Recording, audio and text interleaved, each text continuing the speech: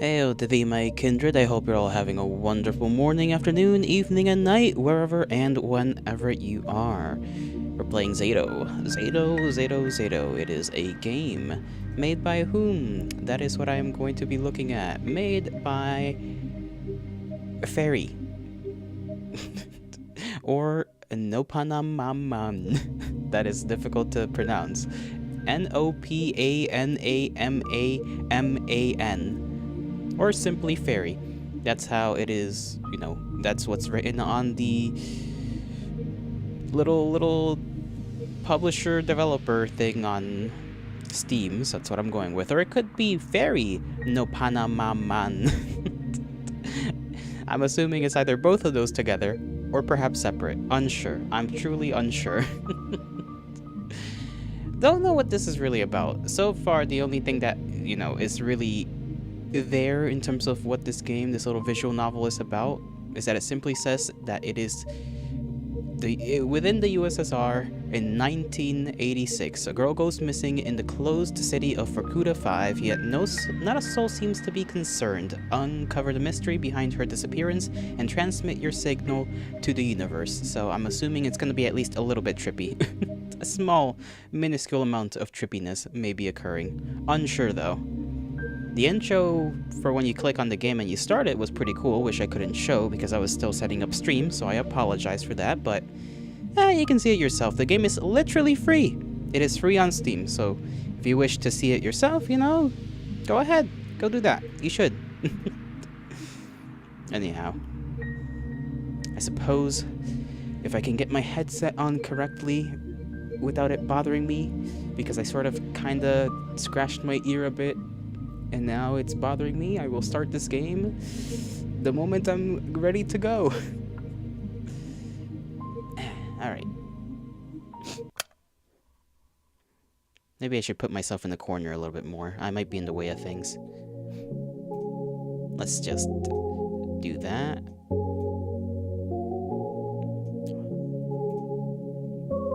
Snow! I'm still in the way. Okay, other corner. I just kinda... No, wrong thing. You go a little down. There we go. Stay in the corner. Did you know that our sun is a very unusual star?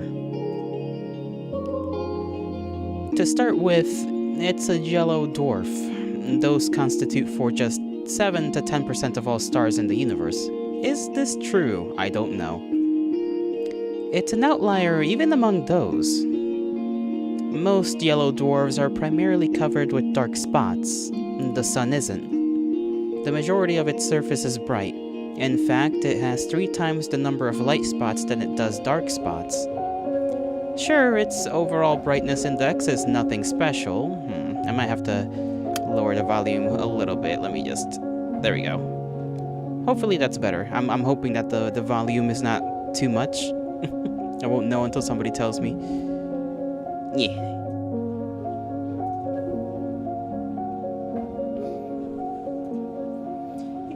Sure, its overall brightness index is nothing special. You could even call it overwhelming compared to other stars of its type, or underwhelming, sorry. But even so, it works harder than most to shine as bright as it can. And I find that really cute.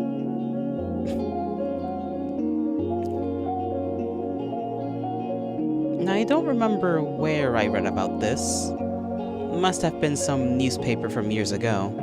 But that small piece of trivia still pops in my mind whenever I look up at the morning sky. It's not much of a view, to be honest. Not much of a sky, not much of a sun. I guess it's the kind of region it is. Some people say the sun is just lazying around in our parts, with the constant snow. But people that go around saying that, well, they clearly haven't read that newspaper. The more I thought about things like that, and the more I learned, the more I realized how incredible everything is. I'm not just saying that to mean amazing. I mean improbable. You can't deny the world is full of great coincidences. It's to the point where I've begun to ask myself how much of it we can attribute to pure chance. The universe was so kind as to give us both a star and a planet with the perfect conditions for sentient life. Just the slightest fluctuation in the composition of our atmosphere, the size of the globe, or the distance between Earth and the Sun, and none of us, none of the beauty surrounding us would exist. I mean, that much is true. That much is true.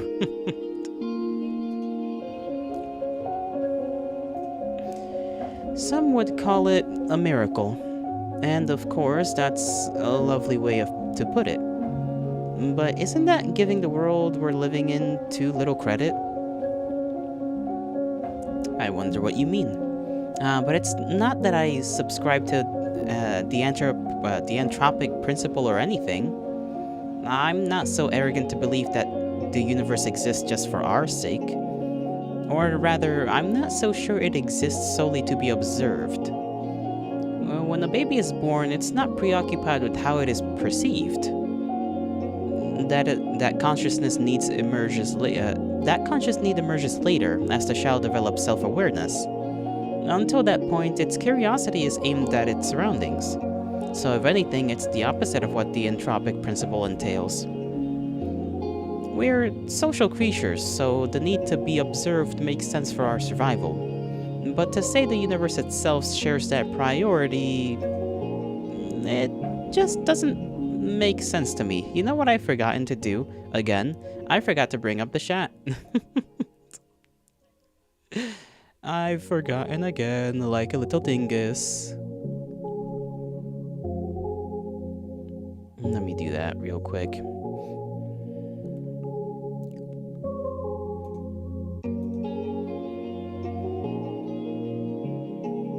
There we go. It should be doing its thing.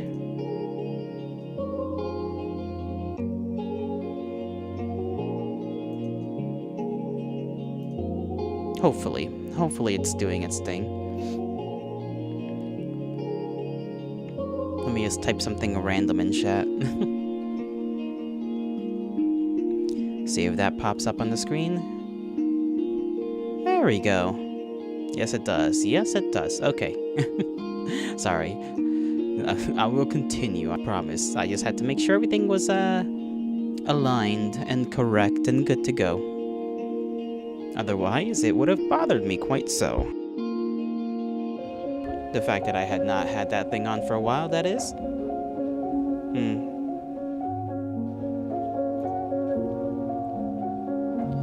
We're social creatures, so the need to be observed makes sense for our survival, but to say that the universe itself shares that priority, it just doesn't make sense to me. ...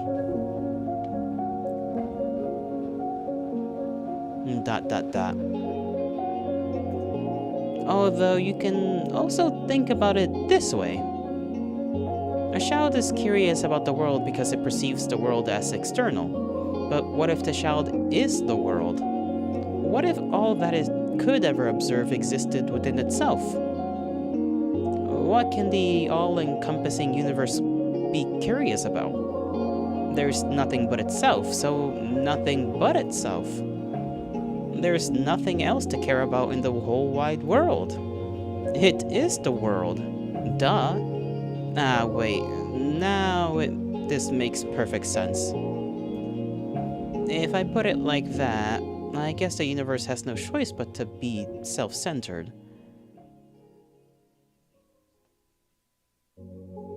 Even if this wasn't the case when it was born, what if the universe developed a desire to be perceived by others as it matured? The same way that a child would. And what do we do when we want others to perceive us a certain way? We try to mold ourselves accordingly. I think I get it now. The universe gradually felt a desire to be seen. It wanted to be admired, loved, and observed because there's nothing more a world can do but to observe itself. We're getting into some pretty deep territories already when it comes to, well, Universal ponderings,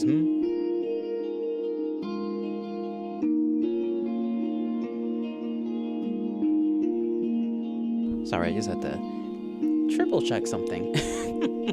Again, sorry. We will continue. I just kind of want to drink my coffee, but it's still too hot, far too hot. Just gotta just let it be, for a while longer.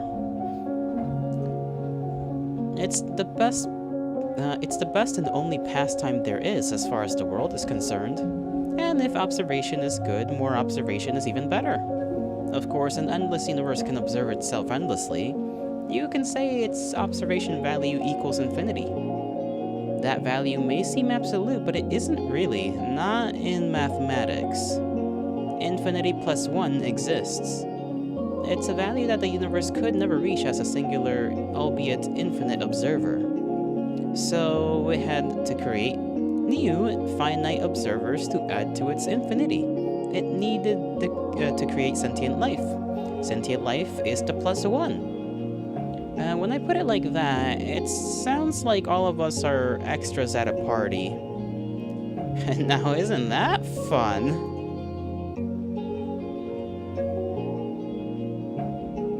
This vast, mighty universe changed itself so meticulously to make new observers possible. It's fine-tuned all of its systems so precisely, just to have us here. It worked so hard just to share its one joy with us. Us, worthless insects. Oh no, this can't be. That's cute. That's really cute. Whoever our character is has a strange... I guess in the grand scheme of things, it is easy to refer to humans as insects, and yeah, I can sort of see how this character sees that anthropomorphication of the universe itself, wanting to see itself and making us in its eyes, and how this person can see that as cute. That is, I can connect the dots there. It's just a little odd. I wonder why this fascination has been a thing for them. I should have expected this. I should have known the infinite universe would be infinitely cute. This world truly is wonderful, wonderful, wonderful. And then, boom. It's quiet. Ida Grakshevskaya is missing. Uh-huh.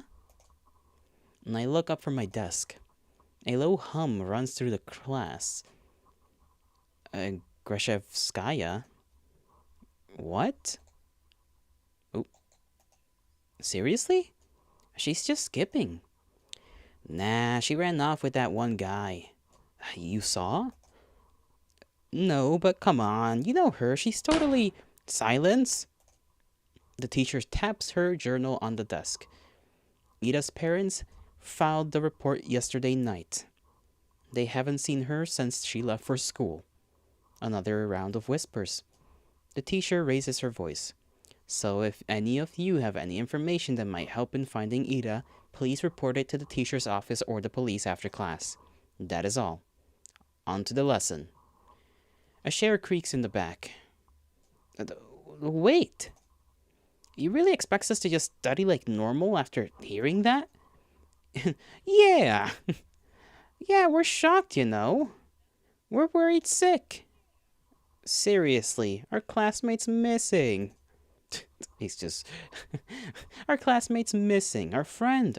Our Iroshka. The room fills with repulsive giggles. Cut it out. Garen, sit back down. The teacher's voice sounds just as dry as it did when she broke the news. She turns toward the blackboard to write down the date. We all know the situation will probably resolve itself just fine, so let's not act dramatic. If you have anything valuable to say, I'll be happy to hear it in the office. She puts the chalk down and begins the lesson. It's December 19th. A bird flies past the window.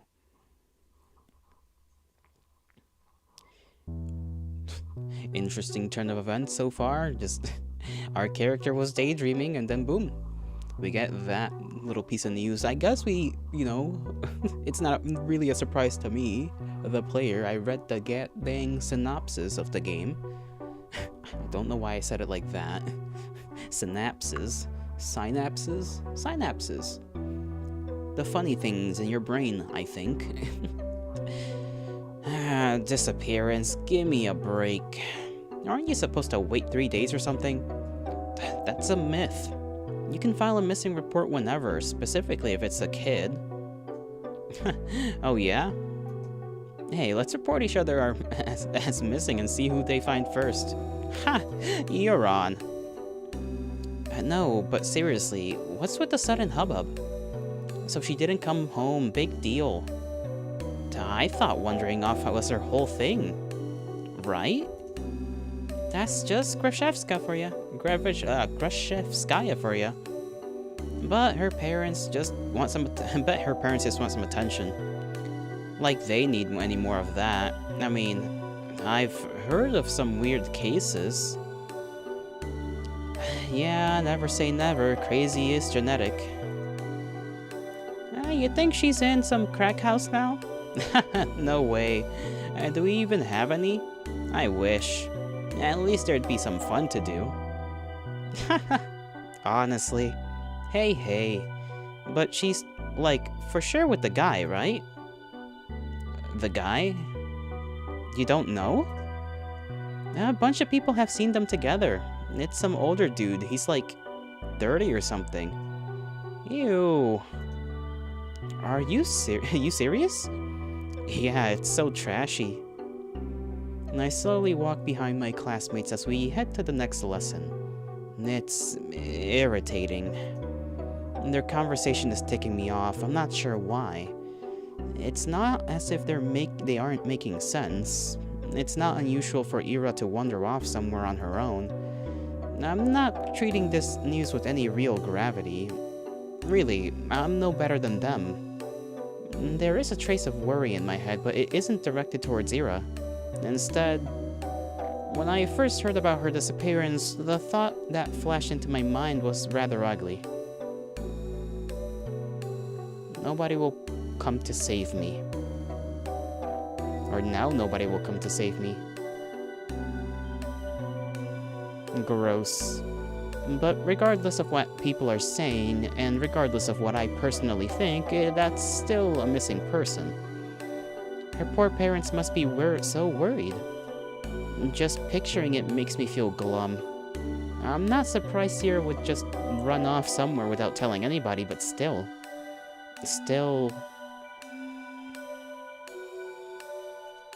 It's not like we've ever been friends. It would be stranger if I acted all torn up about it, right? She's just that kind of person. Always getting herself in trouble, always hanging out in places she's not supposed to be at. They're right. This wouldn't be the first time Ira left for God knows where. But is it really true? The stuff they said about that older man? I've never seen or heard anything like that. Even though this whole time... I suppose it's plausible knowing how some girls are. Even so, I'd never have thought Ira would be the type to be love-struck like that. Love-struck, huh? When I put it that way, then it's almost... Yeah, it's most definitely cute. Ira in love. Forbidden love, too! Wow, I'd never have guessed. I never took that girl for a romantic, but she is a girl at the end of the day. And she does like those types of books, so perhaps... she was planning to elope all along? Ah, crap. It's all so complicated. I'm really torn on this, I really am. On one hand, it's super romantic, such beautiful young love with no regard for what anyone thinks, also illegal. It's so incredible. It's incredibly cute. We definitely are a girl. I can tell you that much.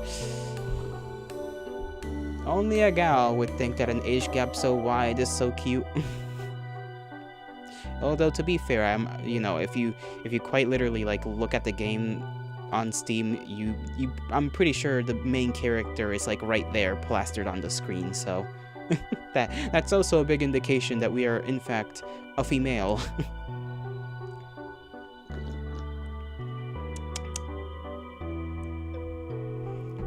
But on the other hand, I'm really sad. It's selfish and it's dumb, but if Ira is really gone, it's like I've got nothing to hope for anymore. Why is that the case? What's her relation with Ira? Like, we're not her friend, but like, we know a little bit about her? Hey, Shubina. Huh? Isia. But he called us Shubina. You know anything about this? No. Why would I? Well, you two were pretty close, right? Their whole group chuckles. We weren't.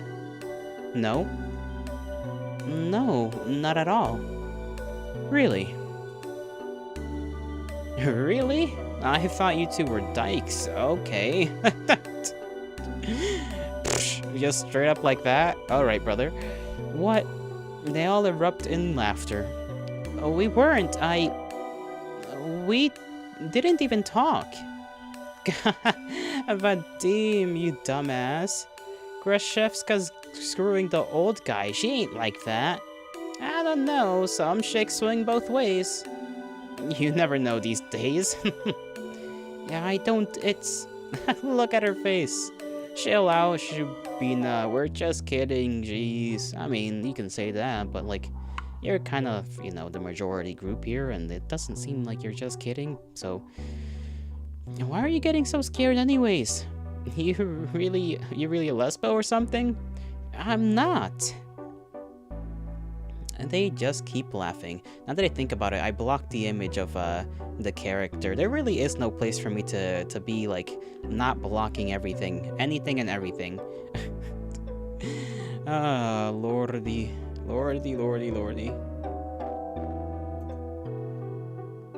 Knuckles, hail to thee. I'm trying to figure things out. I might just have to make myself very small in the corner. Oh my goodness, I keep moving things that I don't intend to move. Okay, we're gonna have to like be mini Lotto. Even smaller, yes. And the lamp pup is gonna have to be even smaller. There he goes. That way I don't block a single thing on the screen. How goes your day? How goes your Friday thus far? From 3 foot to 2 foot tall. Exactly. I could fit in your luggage bag very comfortably. Let me continue with the story before I allow you more room to make fun of me. They just kept laughing. Why? What can I even say to that? No matter what I do, they just keep laughing. If Ira came in through the door right now and heard what they were saying, all hell would break loose. I mean, she only disappeared a day ago. She's probably just coming late today. She doesn't even know there's a missing report. Maybe she has already left her lover's place. Maybe she's trudging through our snowy courtyard as we speak. No, she's already inside. She's already left her wet puffy jacket in the cloakroom. And now she's going down the corridor. Up the stairs to the left. That's right, she's coming. She's gonna storm in any minute now. Right, that's it. I hear her. I can hear her footsteps. She's coming. Ira's coming.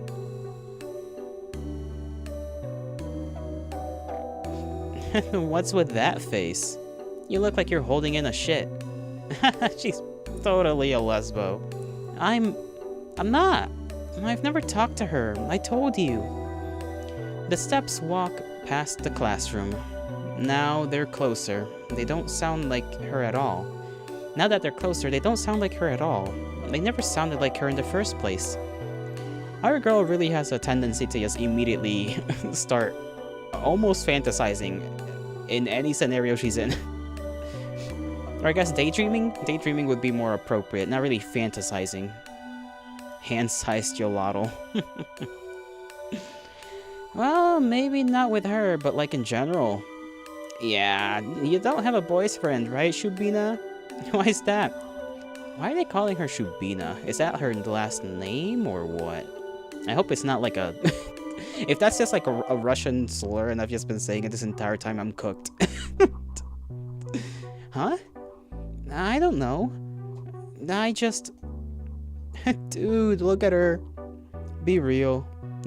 Come on, don't say that. What? You wanna be her boyfriend? Hey, Shubina, wanna go out with Igor? Oi! What? Come on, he's a great guy, right, Igor? You treat her right. Piss off, man. I'm not doing this. I bite my tongue. Tuh. There I go again. Bad habit. It's not like it works anyway, so why do I keep doing it? I plop down at my desk and start mindlessly flipping through the textbook. I need to stop indulging fantasies like that. It just makes me feel stupid every time. If Yura came through that door and beat them up right then and there, would it really help my case? They'd probably keep saying those same things behind her back and to my face. I guess it really should be for the... I guess it really would be for the worse. Yeah, I shouldn't have wished for that. If Yura saw that, it would just add fuel to the fire. So it's a good thing that she didn't interfere. It's a good thing. It's a really great thing. Man, poor gal. At least these guys don't bother me for the rest of the day. Everyone's too preoccupied with gossip. I can't focus on studying either. I keep thinking. By the way, I assume volume is good, right? Volume for the games, music, and whatnot. Coffee. Coffee. Ah. Glorious coffee. The last time I saw Ira, the teacher says her parents saw her leaving in the morning, but she didn't show up to class. And that part's nothing new. Ira has always had a bad attendance record. So I assume she skipped as usual, and went on to see that man they talked about? Did she go to him right away? Because in that case yesterday evening... Go home, Asya.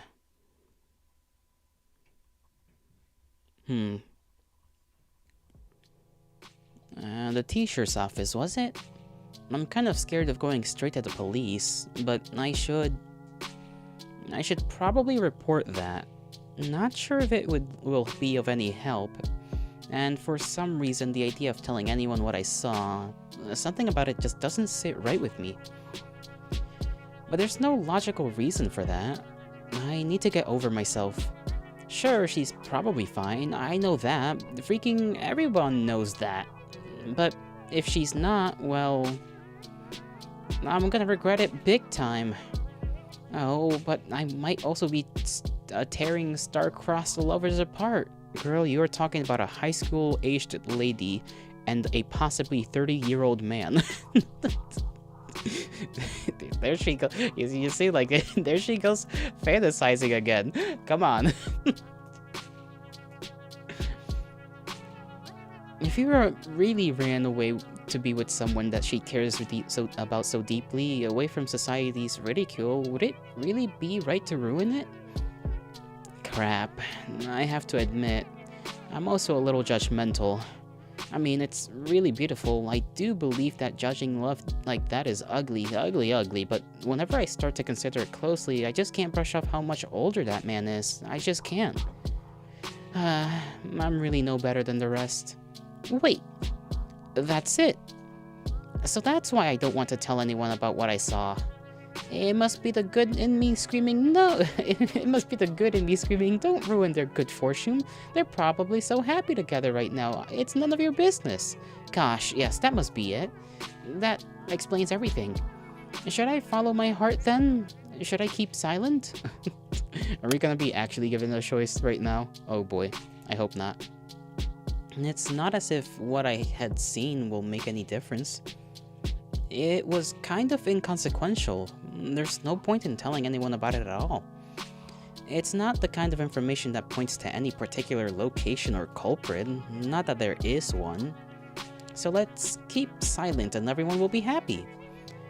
I'll be happy. The good irrational me will be happy, and the cold reasonable me will be happy as well. Yep. Good job, Asaya. You solved it. It sure is nice to have a clean conscience. Well, no need to loaf around here any longer. Guess I better head home. Okay, counterpoint. Counterpoint. What if, and bear with me, what if Ira is actually missing? Despite all odds, there's always a possibility that she's in danger. If there's even the tiniest chance that my report will help in finding her, then that info is worth providing. And if she really did elope with her beloved, then my testimony won't change a thing. It's worthless at worst. And that's true. If I carefully weigh the pros and cons, that off chance of Ira being in danger and my words being the key to saving her makes for a strong argument. Whoa. My words being the key to solving her. Wow, yeah! That would be so amazing. And then I'd come and visit her in the hospital and she wouldn't know how to thank me. She'd say I shouldn't have she'd say, I told you to leave me alone, dummy. But then I'd just shake my head and respond, it's nothing. I was just doing what I was supposed to. No, I gotta come up with something cooler. I'll need to think about that. Wait. Why is she in the hospital? Do I hope Ira ends up in the hospital? Jeez, of course not. I don't need my freaking testimony to save her. I hope my testimony is useless because she's already home. Or is calling home, telling her parents how happy she is with the love of her life? That's what I hope for. I just keep having stupid thoughts today. At least I know what I should do now. I've made my decision. I'm going to the teacher's office. Where was it again? I doubt they expect anyone to come. I'll probably look kind of silly. It wouldn't be the first time. Well, who cares? Walking, down the staircase to the right, down the hall. There, that's the teacher's office. Oh? A girl. There's a girl standing there, right by the door. I think I've seen her before. Is she an upperclassman? Our town is really tiny, and so is our school. If I were a better person, I would know her name. She turns to look at me. I'm not sure what she is expecting, so I nod a little. Is there a queue? A queue? To the office. Oh, no. I'm just waiting for someone. Okay. Hey. What? You're Asio, right? Yes. How did you know? That's kind of a loaded question. How do we know anything? I mean, it's not like we have lots of faces to remember here. You know me too, right? Sorry. Really? That's what I was talking about. It's not that I don't care to remember everyone's names, I just don't know where other people get them from. They say that in the tiny cities like this, everyone knows each other, but that's just not true. We learn about people outside of our immediate circle through gossip or common friends.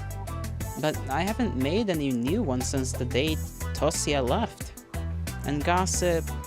Sure, sometimes I overhear my classmates chatting about this and that, but I don't like listening to them. I don't like their voices, so I try not to pay them too much attention. Wait.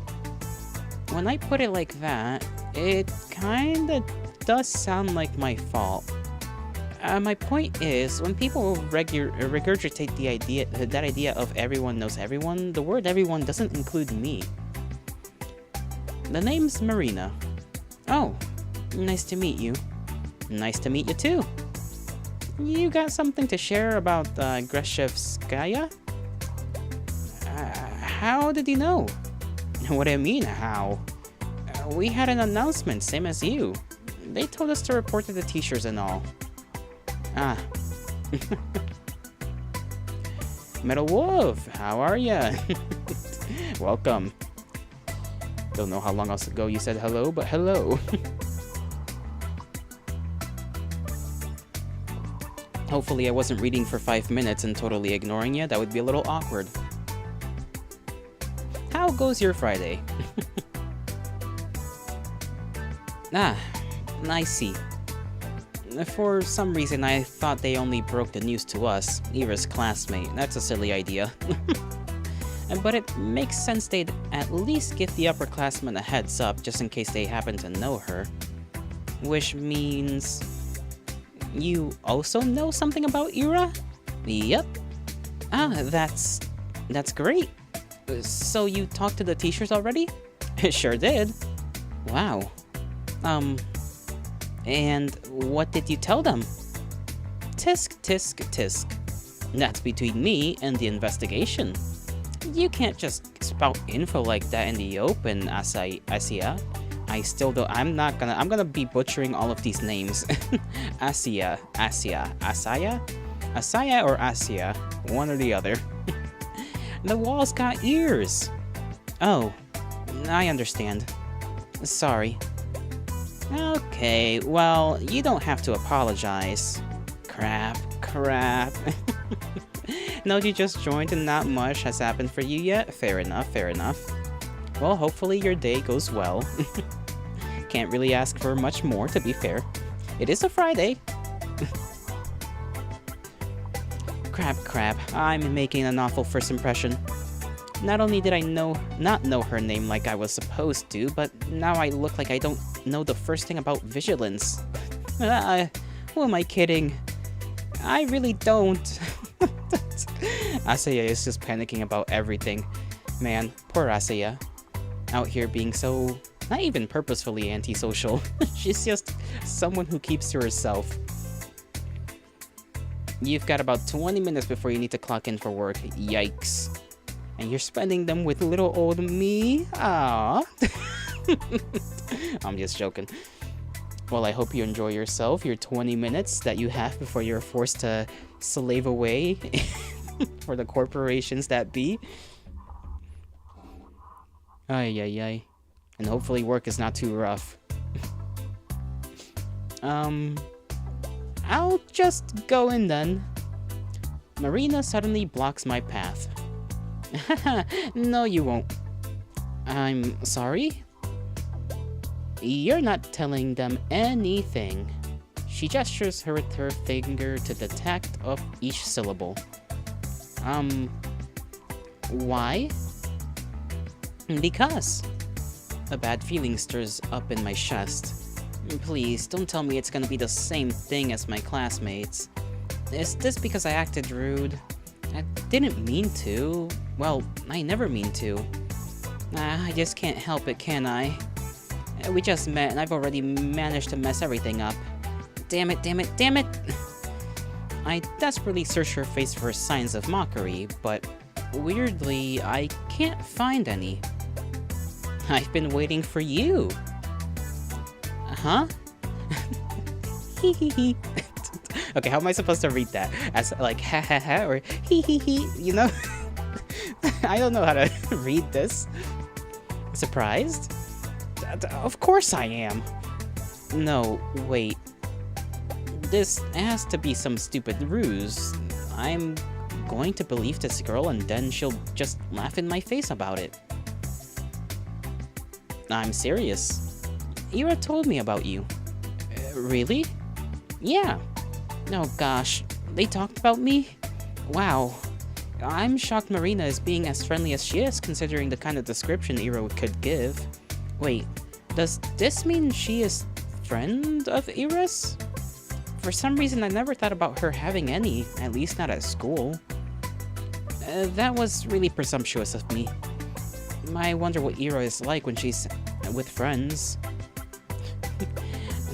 I know you saw her yesterday. I Exclamation point.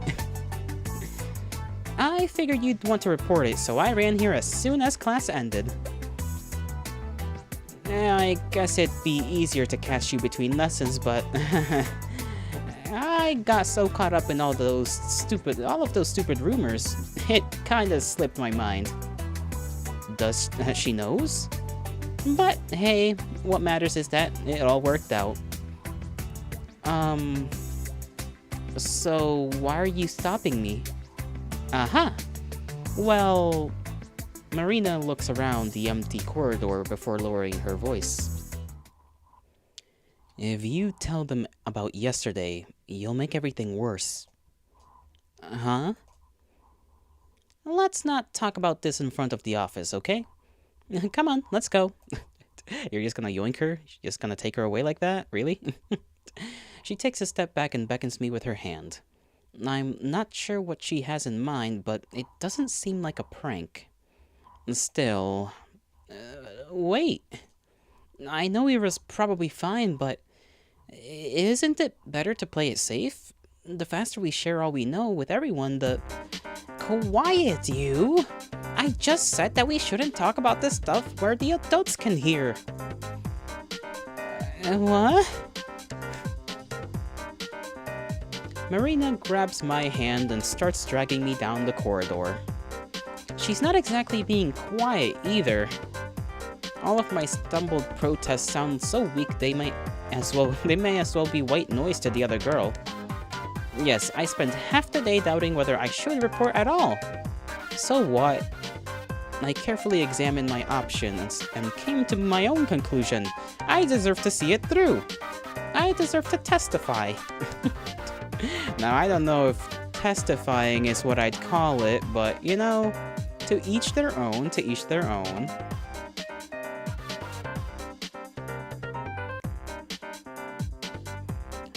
But as some part of me is relieved that the ultimate choice was made for me, I mean, that silly gut feeling I thought I overcame with reason has come out on top. So there was something to it in the end. So I was right. My heart was right. Sure, I can't actually know that since I'm yet to hear what Marina has to say, but this can't be pure chance, can it? And if it's not, what does it actually hinge on? Did Marina show up because the world needed to stop me for the sake of something more important? Or did Marina show up because I subconsciously wished for something, for anything to stop me? Whatever it was, I guess I don't mind this after all. I think I'll stick to the grander narrative angle for the time being. The world bending itself to the will of some worthless gnat is a presumptuous idea. But it wouldn't be the first time for me, would it? And the fact that the world, for any reason, has decided to guide me towards the right path, that's so endlessly sweet. Down the stairs, to the lobby, to the coat room. I don't resist anymore. Marina drags me along, and I can feel my doubt turn into excitement. This is definitely the right path. This girl knows about Ira. I want to know more about Ira too. The whole wide world wants me to know.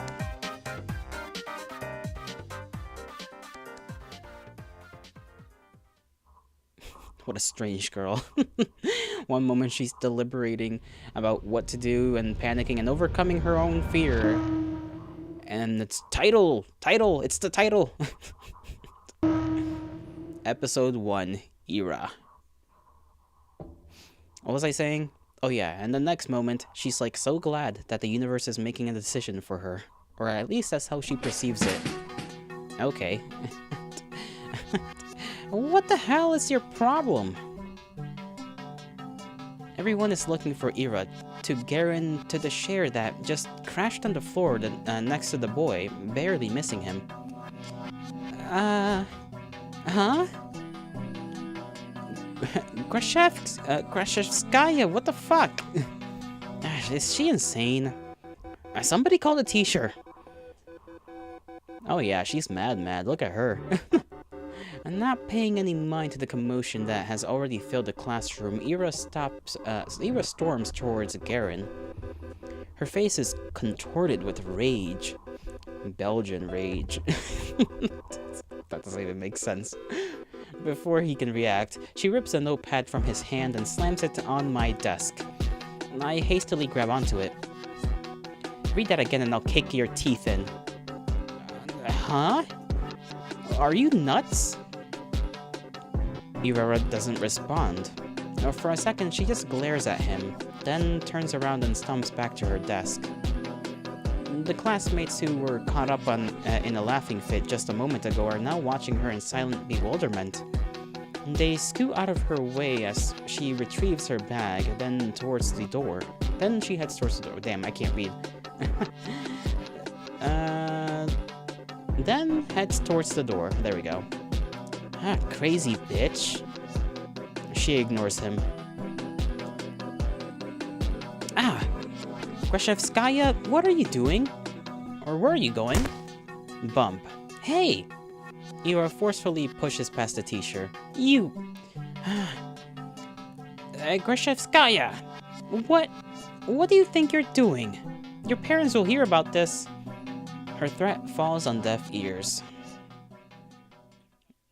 Okay, why am I in this form? That is not what I meant to do. I meant to look like this. Me when I pressed the wrong button. Everyone knew Grashevskaya. She's always been like that, I think. Not throwing shares around. Ira had no regard for the rules that everyone's supposed to follow. I guess they call someone like her a problem child. Her parents got a lot of flack for it, and it's only normal in a town like ours. Not just because of its small size, but because of its, let's say, exclusivity. Vorkuta 5 prides itself on its virtually non-existent crime rate. That's the natural consequence of nobody being allowed to enter or exit without permit. You're lucky to be here, to have a salary higher than the national average, to have access to goods people in neighboring towns can't even dream of. A few get to afford such a privilege. Last time I checked, our population hasn't even hit 6,000. So when someone like Ira appears in this tiny society's radar, she's not just seen as a delinquent. She's a puzzling stain on the community that's meant to be spotless. Like a weed that sprouts in a painstakingly maintained flower garden. Huh. Can I take a little screenshot? How do I do that again? I kind of forgot. Buttons. There we go. I can just take a minute. That is not the screenshot. What in the world? Okay. Button. I guess that'll have to do. And of course, it's not as if she had appeared out of thin air. It's all in the family, they say. The blame falls on the people responsible, that is, on Ira's parents. And the questions begin to arise. Where is Grashevsky's daughter? Why is Grashevsky's daughter behaving like this? Is there trouble at home?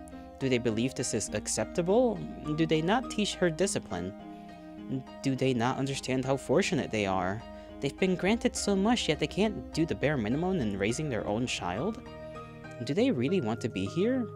Do we want them to be here? I've heard a lot of talks like that. I've heard more after Ira threw the share at Garen. I didn't get why. Everyone was just having fun. And it wasn't my fault for bringing the notebook anyway. I was hoping to write a little in the library once school was done, but my bag slipped and all of the contents scattered on the floor. Of course they get curious about it. Of course they want to read the silly things I wrote. It's not a big deal. It's not like I've ever taken poetry or drawing very seriously. Those are just fun distractions, nothing more. Man, she has a tendency to, like, excuse their behavior. People laugh. Well, what's it matter to me? I couldn't wrap my head around it. I couldn't, but I still wanted to thank Ira somehow. She barely shows up to school. And even when she does, she can just leave at random. I couldn't get a hold of her for a long time because of that. Well, that, and also I was really scared. The Ira has never much has looked at me. Even when she lashed out at Garen, it was like I wasn't even there. But 2 weeks after the incident, it finally happened. We crossed paths.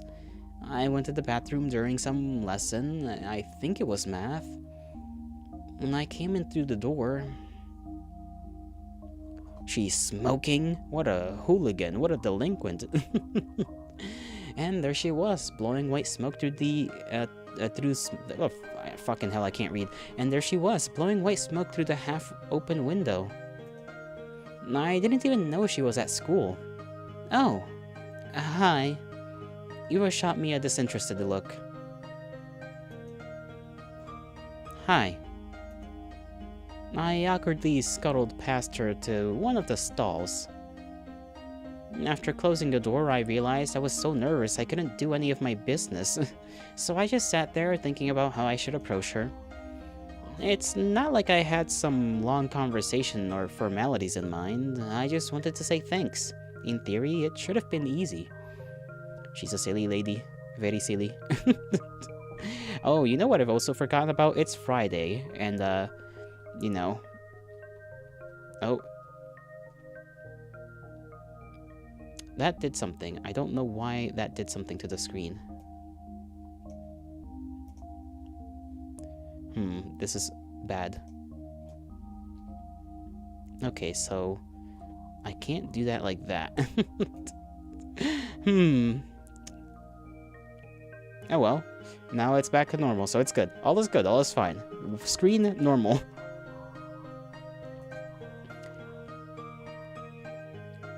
But wouldn't that make me look like a weirdo too?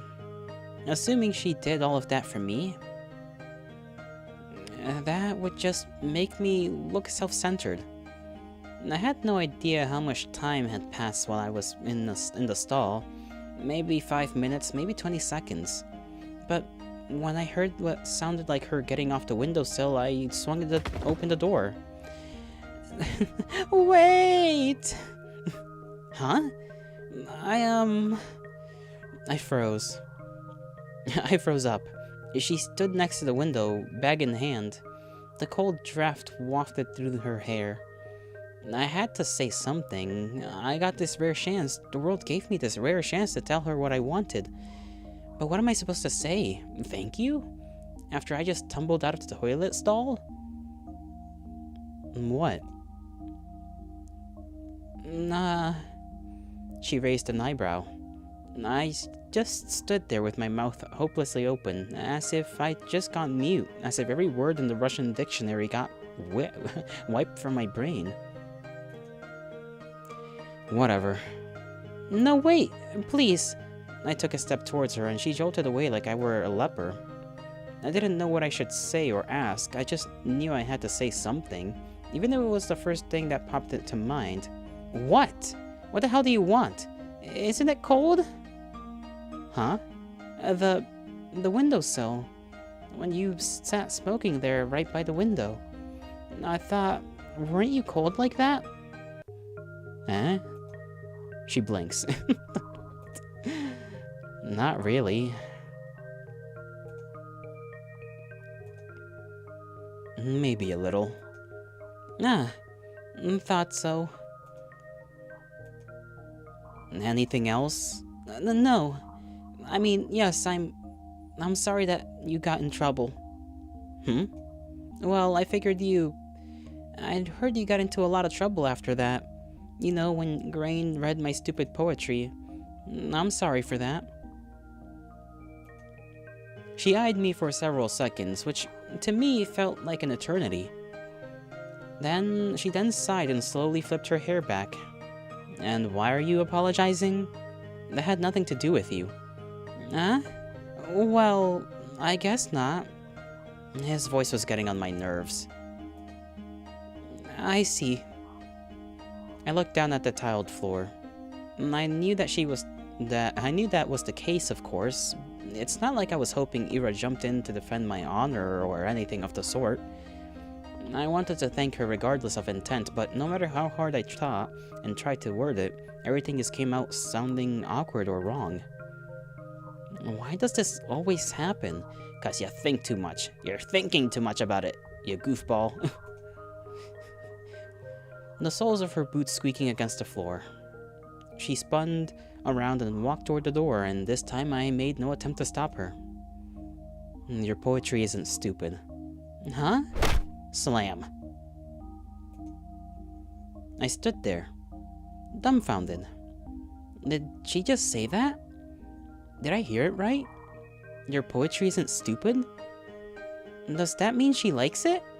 Ira likes my poetry? Ira Grashevskaya? Every time I gotta read that goddamn last name. The bell rang and snapped me out of my short-term stupor. I shook my head.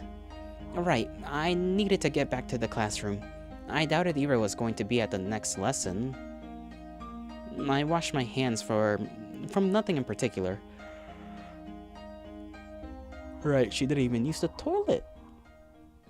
Silly lady.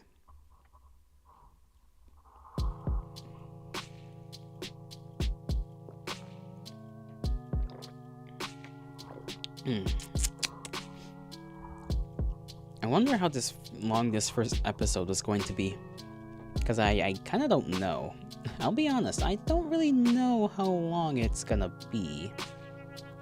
I mean, I didn't even know this was broken up into episodes. This might be like only free because it's the first of I don't know how many episodes, honestly. Kind of like another game I played one time, where it technically was the first episode, so it's for free, and then the rest of it will come as it pleases, I suppose. Oof. Weeks passed. My life didn't exactly change. I went to school the same way. I sat through the lessons, then went to the store, then to the library or for a walk, and then, when it got dark, I headed home. Fair enough, fair enough. Do you want to know? Nah. I think I'll figure it out along the way. Probably. Oh, so hello, Mopey. Or Bloke. Or perhaps Mopey Bloke. I don't know which way to refer to you as. I will say Blokey. Blokey, how do you do on this fine Friday? Day after day. My notebook. I just left to get a snack from the cafeteria. Where did it go? Oh, Shibunia. Gosh darn. Shubina. We borrowed your homework for a second. You don't mind, right? It's fine. Thanks. By the way, is this supposed to be you? He lifts a scrap of paper up to me. Oh no. I forgot I left it in there. No? It's just a drawing. Yeah? You sure? It really looks like you if you were pretty. It's not me. Whatever you say. What an a-hole, man. I hope he gets slam dunked on anything he ever attempts in life. What does that mean? I got no clue. I just don't like him. Sometimes my classmates joke around with me. Joke around. Whenever that happened, my thoughts involuntarily drift to Ira. She still attended classes, albeit irregularly. She always vanished during breaks. I don't know where to, and I wouldn't dare ask. Something told me she'd say none of your business if I did. And she'd be right. But even so, I kept imagining those scenarios in my head. Not just when I was being laughed at. I started doing it when I was walking home from school or to the store or just wandering the streets killing time. Damn, Ira just lives in this gal's head rent-free. Rent-free. 24/7. I keep thinking about how funny it would be if I bumped into Ira. I thought out how interesting it would be if we talked. I even tried to stay out longer. I started to take new routes. It's embarrassing to think about it now. But... Ah, Ira. She just walks past me in the corridor. Not even a nod. Not even a look in my direction. I guess I don't exactly stand out in the crowd, but... No, it's my fault for mumbling. I should have spoken louder. Even though it took all of my courage just to muster that much. Even though I definitely think she should have heard it. Hey, Vadim. What?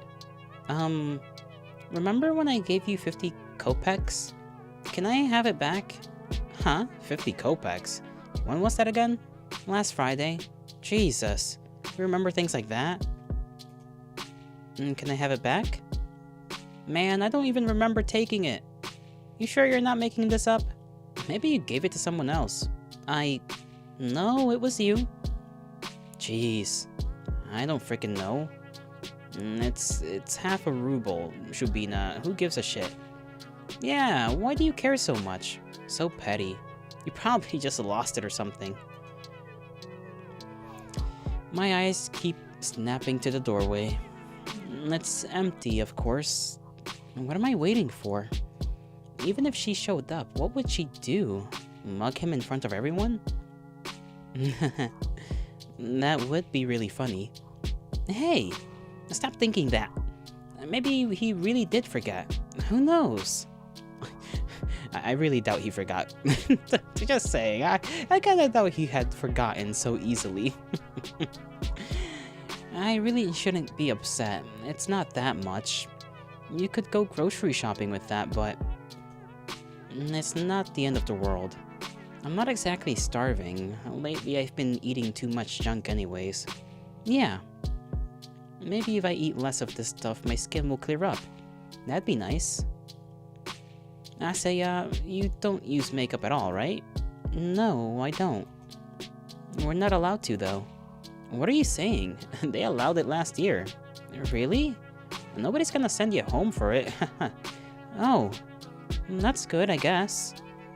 These girls rarely talk to me. They're usually pretty nice, though, at least when they're not joking along with the guys. I think one of them likes Vadim. She laughs a lot whenever he says anything to me. I suppose we have very different senses of humor. But you never tried it before, yeah? Makeup? No, never. Seriously? You're like 15 already. 14. Same thing. You gotta learn to do it at some point. Especially with that complexion. Hey now. Well, I'm not really... Hey, how about we help you out? Huh? Yeah, just some light makeup. You'll see what it's like. I don't know. Come on, it's gonna be fun. Yeah, you're gonna love it. Alright, but... Yay! Come here, then. Oh boy, here we go. I don't think people do unpleasant things on purpose. Nobody wakes up in the morning with the goal to make somebody feel bad. I really believe that. If someone is doing something hurtful, they don't fully understand it. Oh, it's so naive. So I shouldn't wish bad things on people who don't really know what they're being, So I shouldn't really wish bad things on people who don't really know they're being mean. I shouldn't wish for Ira to appear and interrupt them, or to scream at them, or push them, or anything. I can still hear everyone laughing as I run out the corridor. I'm covering my face. I don't need any teacher seeing me like that. At least the toilet's closed, so I can wash this mess off quickly, but... I should stop falling for these pranks, but... Bump. Sorry. I lift my face without thinking. Oh no. The hell? Ira jerks away from me. I can't blame her. I must look like an insane person. Yeah, I look awful. God, I can't handle her looking at me like that. Sorry. Huh? I run past her. Run. I just need to get to the restroom. I just need to wash it off. After about a month, reality had dawned on me. I kept telling myself that Ira's reactions had nothing to do with me. She told me that much, and in no uncertain terms. She said that, and I kept repeating it again and again and again and again. But I didn't believe it. On some level, I still held on to the faint hope that Ira pitied me, that she cared about me for God knows what reason. No, really, what was the reason? Her lashing out at a classmate she found annoying? One who just so happened to make fun of me? Her not joining in? Her telling me she liked my writings? She didn't even say that much. She said they weren't stupid. Oi. 3 coins clink against my desk. 20, 10... And so he remembered. There. Thanks for the unforgettable night. Everyone around erupts in snickers. Hey, you're a sheep deal. You free later? Very funny. Oh please, Shubina, get a sense of humor. Your face is dragging down the whole class morale. That's right. You're doing us all a disservice. I think of your classmates for once. I let myself believe something would change. I thought about it as if I deserved it, as if I didn't have it good enough before, as if my life had any real problems. I was just being greedy, plain and simple, getting my hopes up over some silly coincidence. It's all so stupid, I can't help but laugh. Ah ha ha. Poor gal. But that's okay. I know better now. I was being ridiculous. It's shameful to admit to, but better late than never, right? I got a little too caught up in my own little world. And hey, even if they don't amount to anything, I can still appreciate those little encounters with Ira for what they were, brief but wonderful moments. I could reminisce fondly about the one time I lucked out and saw Garen all scared and confused. Or that one time somebody gave my work a compliment, backhanded as it was. I could do that, because everyone does that. Yeah, everyone has those little things that they look back on with a smile. It's beautiful in its own way, is it not? Our whole lives are a series of episodes, both good and bad. It doesn't matter if they grow into a bigger story, because each moment has a lot of merit of its own. It's something I should learn to be content with. It's something I've been perfectly content with until now. Until I decided that what I had wasn't enough. Speaking objectively, what is there to complain about? No, seriously. I live in the prettiest part of our vast country. I have a comfortable roof over my head and even my own room. I have 2 living parents. I have wonderful hobbies to enjoy, paper to write on, books to read, TV to watch. I buy myself treats almost every day after I'm done with school. I have good grades, and teachers tell me I have great potential. My classmates also recognize how studious I am. I help them with their studies, and they ask me to, when they ask me to. And that's right. I've got classmates that I can always talk to. Guys I can laugh along with, even if their jokes don't always land. Even if my sense of humor isn't the best. Pine, hail to thee. Ah, yes, resetting the router is fun to do. I hate when Wi-Fi doesn't want to work. It'll be quick, Pine, it'll be quick. You'll do it, you'll spend like a minute, and then your internet will be fine and dandy, and it'll hopefully work. I hope whatever issues you have will smooth out. It could just be because it's a Friday. Sometimes the internet does tend to get a little wonky on weekends and weekdays of a particular variation. Like Sundays used to be bad for my internet, but now it's normal. It's been normal for a long while. How are you doing though? I hope your day's been going well.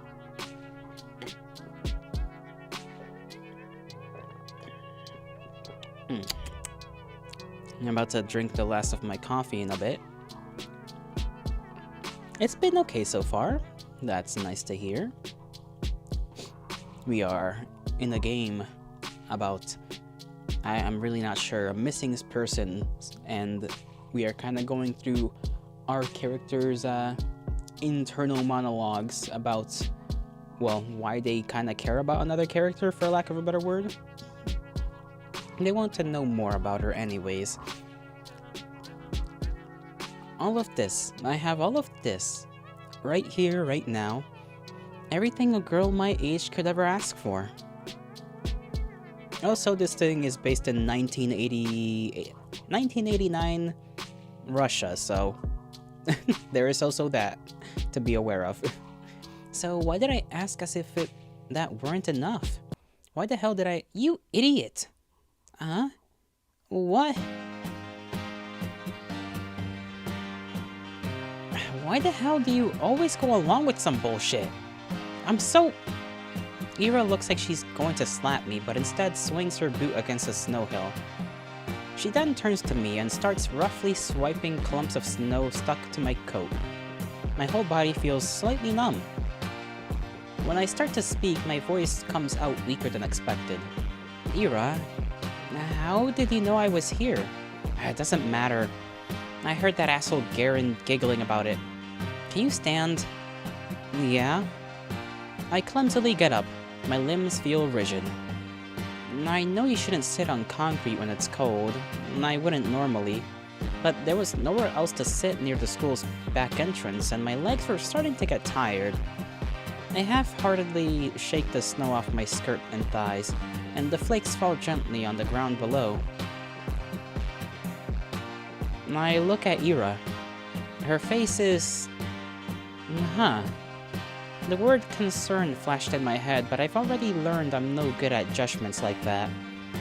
I shouldn't be presumptuous, it's a bad habit of mine. I shouldn't flatter myself. I shouldn't, but the question escapes before I manage to cut myself short. So why are you here? What do you mean, why?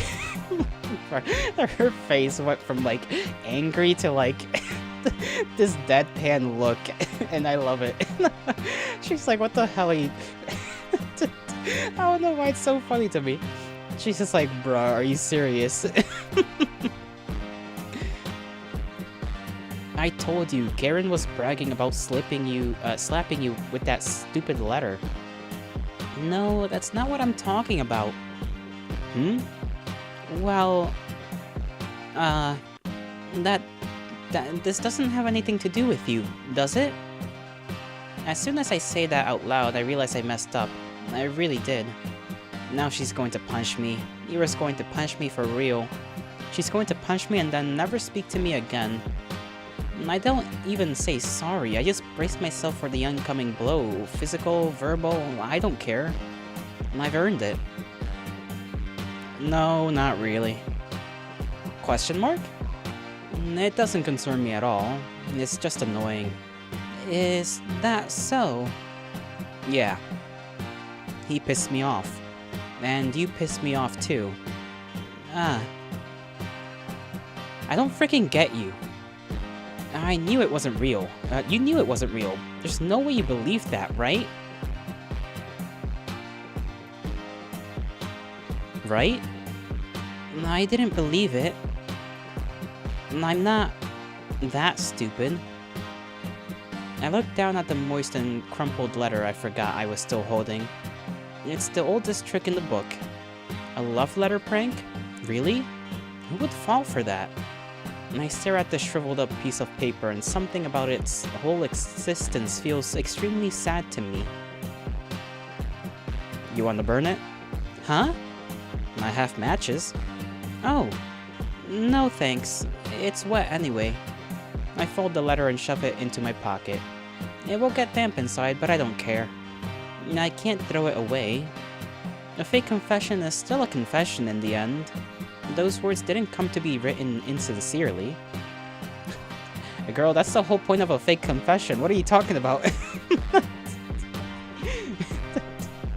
That's the whole point of a fake confession. I mean, I guess, like, it, not insincere in a particular way, sure, like, I kind of get what she's trying, how she thinks, but, like, man, she thinks different, you know? She most certainly does think differently from the standard. That much is, clear. It's okay.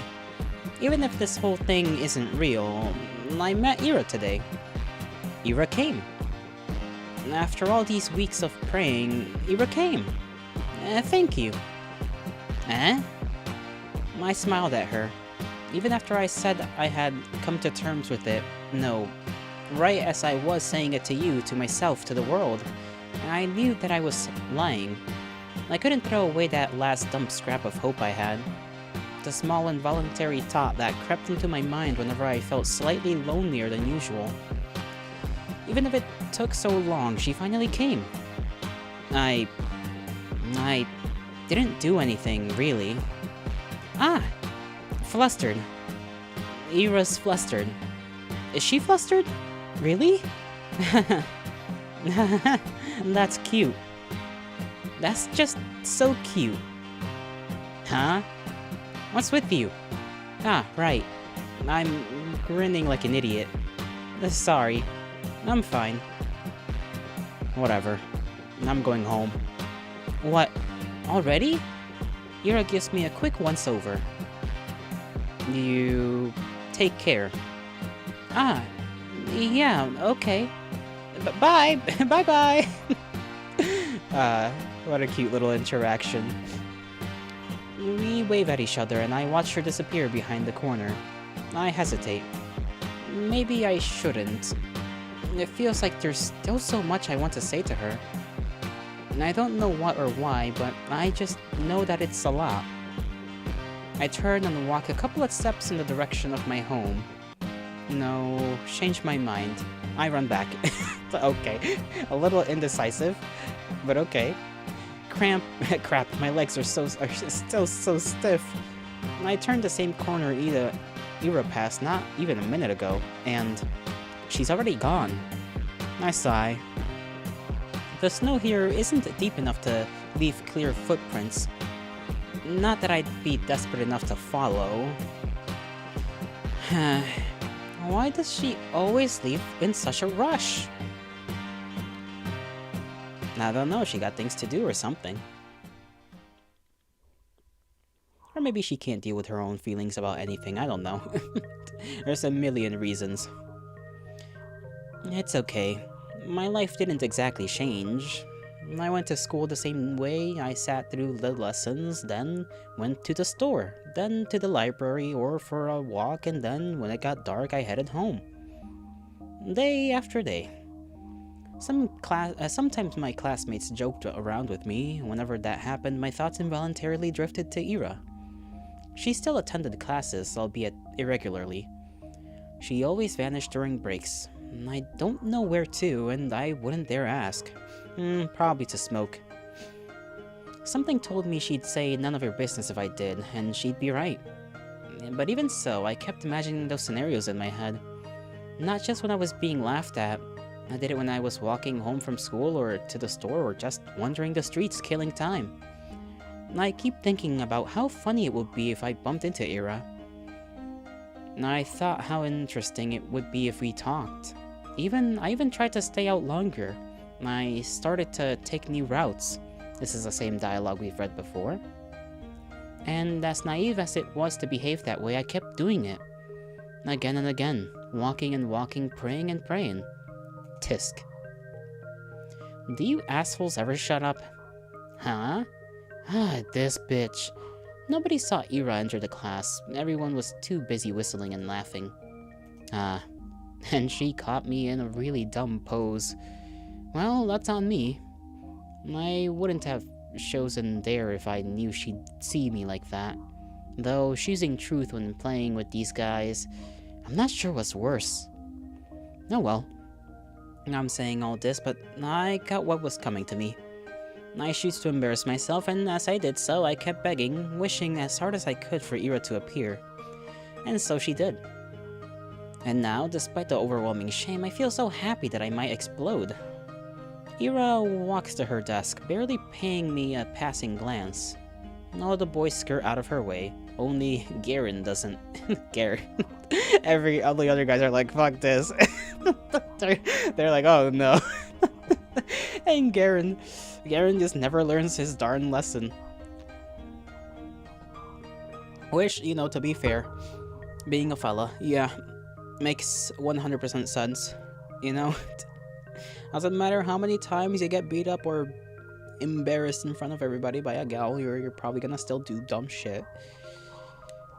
It unironically probably would take a guy to beat him up to get him to learn, maybe cool it down on some of these things. That's unfortunately how things go. At least he stops momentarily, I guess.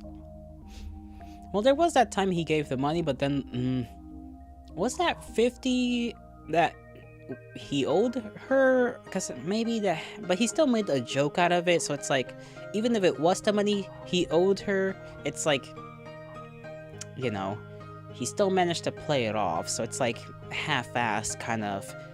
Like, I think he knows. I think he knows why he's getting, punked by her, so to speak, but he just kind of doesn't care. ...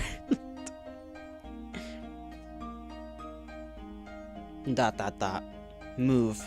Nah. What's the rush? Come play with us too. Huh? Dude, you serious? Come on. Have some fun for a change. Look, Shubina's having fun. Right, Shubina? Please don't look. Yes. See? Ira doesn't flinch. Out of my way. Or what? Gonna throw a chair at me? To everyone's surprise, Ira calmly puts her bag on the nearest desk. She starts digging through it without saying a word. Uh-oh. Garen lets out an awkward chuckle. Bro, his ear is like kind of clipped. What the hell happened to him? What, got a grenade in there or something? She looks at him. Swish! Whoa! Garen jumps back, bumping into another student. What the fuck? Everyone shifts away. What was that? Huh? What the hell? Something silvery shines in Ira's hands. Is that one of those, like, metal things you used to draw a circle, or... It's probably something else, like, I don't know. I don't know what it could be, but the first thing my brain thought it was one of those little circle drawing things. I forget what they're called, but it's used by, like, the only time I've ever seen them actively be used in my everyday life was, like, an art classroom, but I think it's meant to be for, like, engineers and whatnot. Don't know what it's called. I guess artists can also use them. They could be hairpins type of things. Maybe? I'm not sure. I guess we'll see. It's a bow compass. A bow compass. Let me look up if that's what I was thinking about. Bow compass. Bow compass.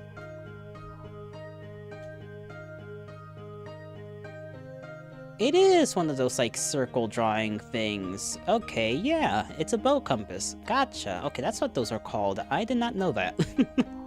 Or I probably have known that, but I've forgotten. Tends to be the case. Tends to be what happens with Jolly Boy. I learn something and I forget it eventually. Those things kind of hurt if you poke yourself with them. Is that... Are you serious? She doesn't say anything. The room fills with the low murmurs that quickly turn into jeers. Psycho, nutcase, crazy bitch. I like the designs, by the way. Weird thing to say, but to mention it now, of all times, but I like the designs of their uniforms. Ira lowers the compass and makes her way to her desk, looking unbothered. Ah, that's just like last time. Ira saves me without acknowledging my existence. Maybe some onlookers, no, most people will think she didn't plan on helping me at all. And that's what I'm inclined to think as well, yet my unreasonable heart is still elated. And I'm getting some really silly thoughts. Silly, silly lady with her silly thoughts. Insert that one anime meme. Is this Yuri? Question mark? The 2 times Ira lashed out at Garen were the 2 times she saw him laughing at my expense. That can't be a coincidence, right? Of course it can. It was only 2 times. 2 times and weeks apart. You'd be an idiot to think otherwise. Yes, I guess you're right. It's the only logical train of thought. I should agree. I would agree. If only... I didn't do anything, really.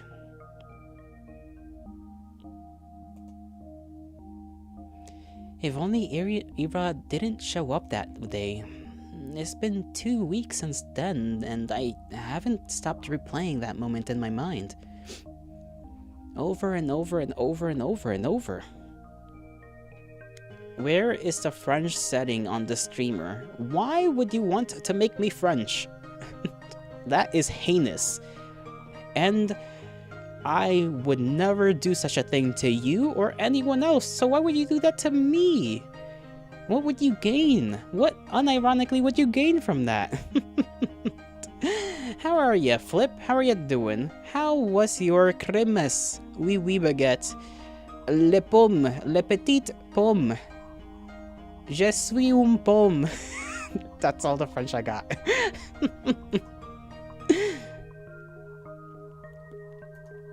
And I didn't get sad about Ira ignoring me at school or anywhere anymore, because in that moment I got all the justification I could ask for. It was everything that I could have hoped for. ... But ... I'm still a very greedy person. It's still not good enough. I still kept looking for her when I'm out. It's almost ridiculous how hard it can be to catch a person in a town this small. So at some points, I started to wonder. I saw my classmates regularly just out and about, strolling along the main street, at the courtyards, at the community center, at the store, at the cafe. They weren't hard to run into. Man, imagine having one of those, a community center. I guess downtowns of cities tend to kind of be community centers, but you know.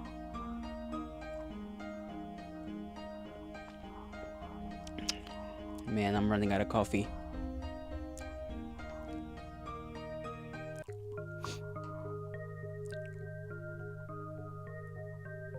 And my hands are cold. Everything is cold. What is the temperature today? Holy moly, I gotta like check on that. Because it feels cold, like cold.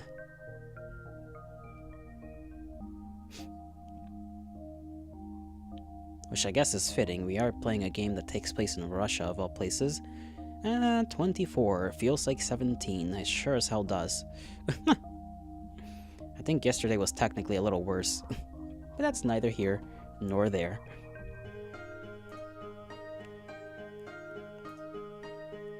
But it was as if Ira spent all of her free time at home. Which could be the case, but didn't sound like something she would do. From what I heard and could assume, she didn't have the best relationship with her parents. Spending hours on end in a home like that every day, no, I really doubt that. The other, more probable option was that she preferred the outskirts. Maybe she didn't want to be bothered? That sounded like her. Well, despite that being highly likely, I was hoping to do just that, bother the heck out of her. I felt almost brave about it. Ira could totally get pissed off. She could push me away, she could even attack me. Whoa! This girl wants like any scrap of attention from Ira. Oh goodness gracious. And I'm looking at OBS and I'm wondering if the music is like too low. Because sometimes it's like good and sometimes it looks like it's too low, but I can't tell. Ah well. But for some reason I really didn't think she would.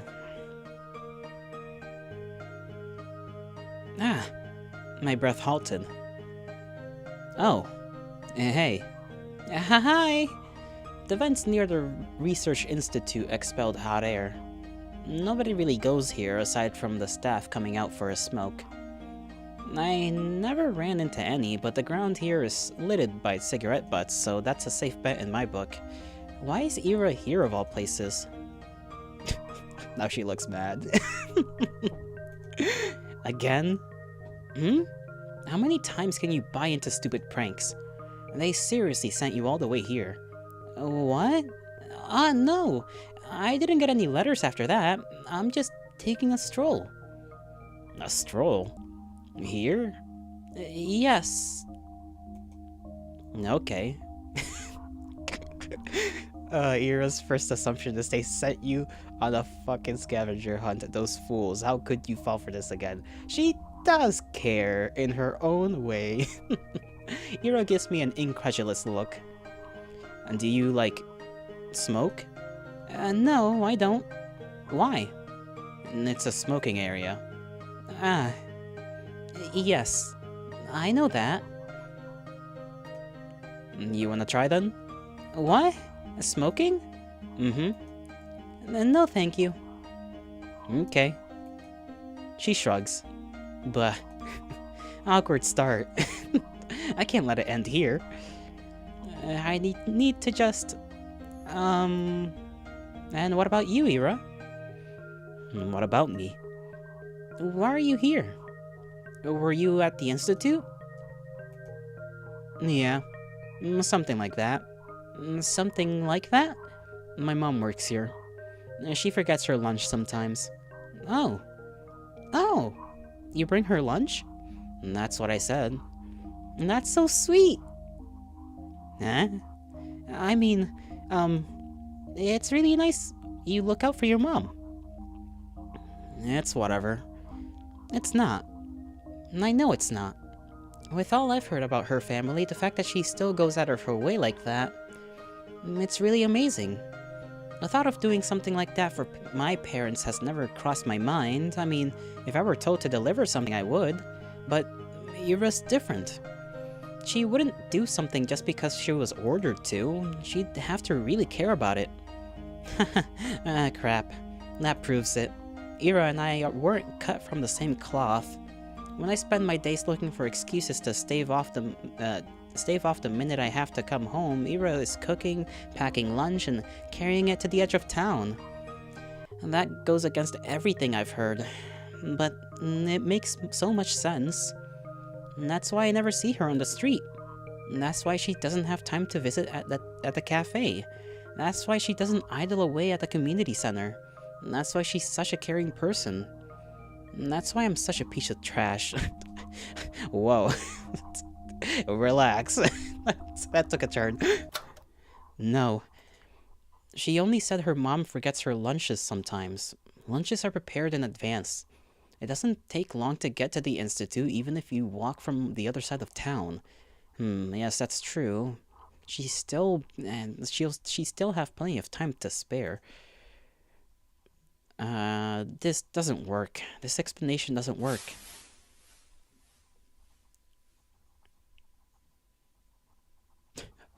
Eva walks back into the building. That was a strange way to have reality come and clock in real quick. Do I really need an explanation? It's none of my business. I'm not so delusional as to believe we're close enough to share something like that. That'd be nice, but it's not how things work. Things work like this. When Ira's in the room, Garen doesn't talk to me as much. When Ira isn't, I wish he would be. Your friend's not here today. Who? Who do you think? Oh. She's not really my friend. You're Pitbull then. Pitbull? Mr. Worldwide. Sorry, I had to.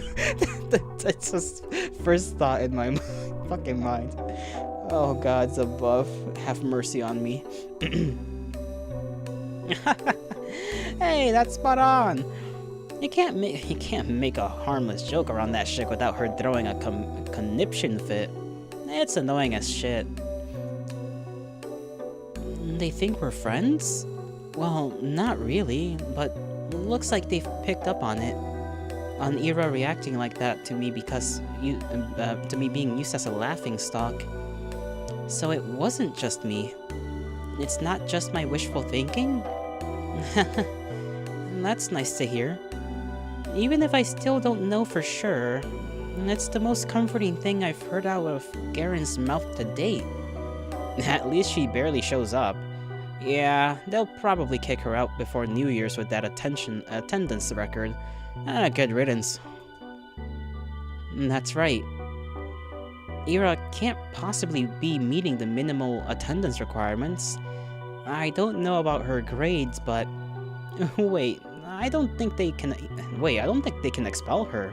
Huh? Why not? We're the only school in town. Where else is she going to go? Damn. Good point. It's like, damn. They're like, she's gonna get expelled. And they're like, wait a second. There's no other school in town. Which is a little weird. I mean, like, I know it's a town. 6,000. How many... I guess I don't really know the average, like, per people. Like, how do I explain what I'm trying to say? How do you calculate that? How do you calculate how many children you're gonna have in a school in a town? Because you would assume, like, it would be, you know, like you'd have town records, I guess, would be the way you do it, right? Because you can't really estimate by the number of adults itself.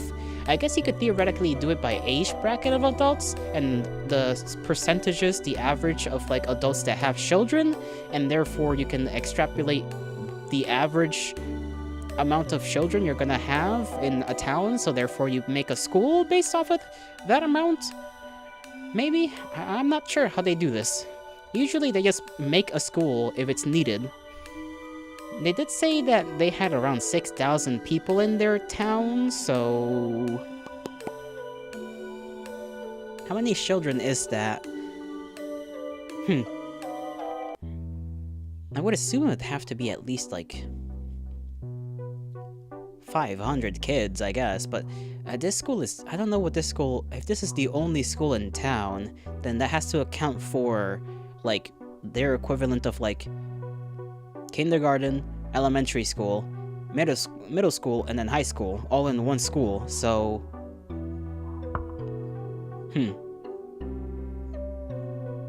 Maybe I'm thinking too deeply about it, you know? This is just, like, background information, but, like, this is just how my brain works. I have to know, okay? I have to know. I am deep in the story, okay? This is how I show that I care about the story. I also have to do a thing real quick. I'll be right back.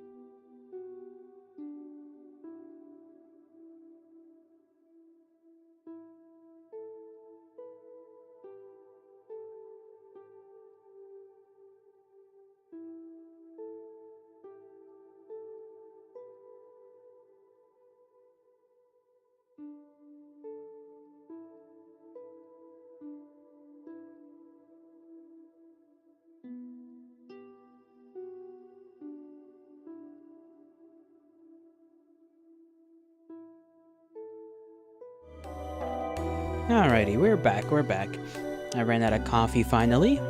No more cafe for yours truly. Sad. Where were we? Alright.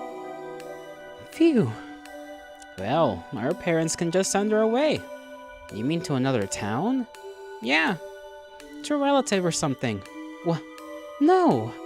Oh man, now that you say that. Everyone, pretend to be surprised when that happens. No. No. I hate how they're right. I hate that I can see that happening. And everyone talks about it. How Ira's a nuisance to her household. It's been like that for a long time. But still, she forgets her lunch sometimes. Ah!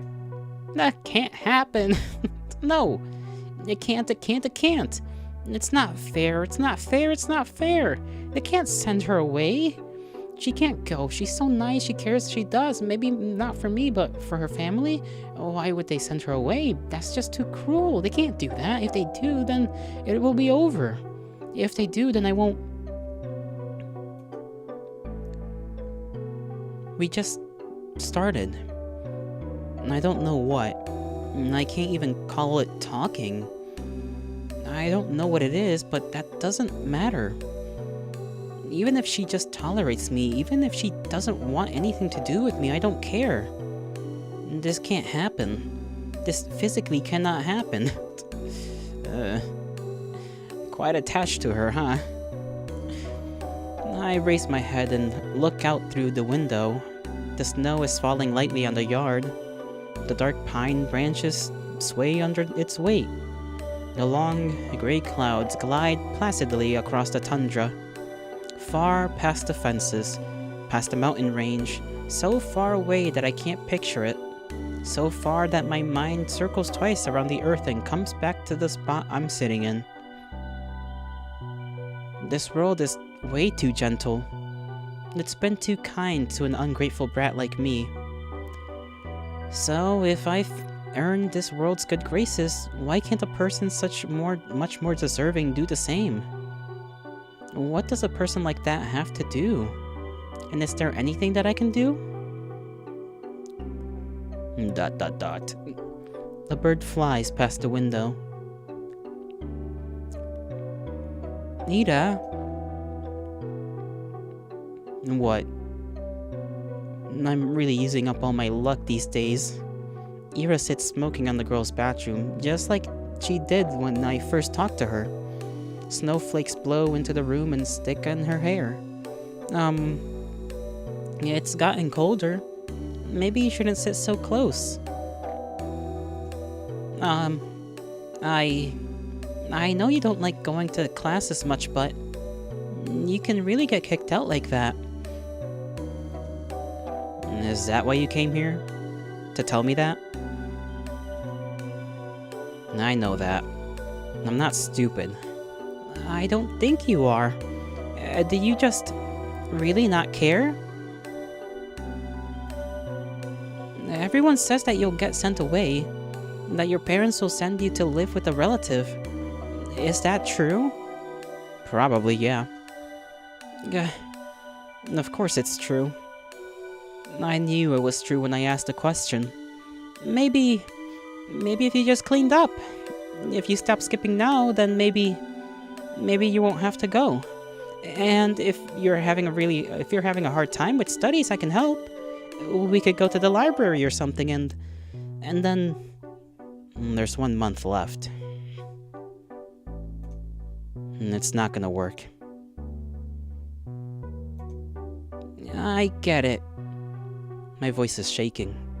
And it's better if I keep staring at my shoes. It's okay. That's about what I expected. And of course I know it's pointless to cram at this point.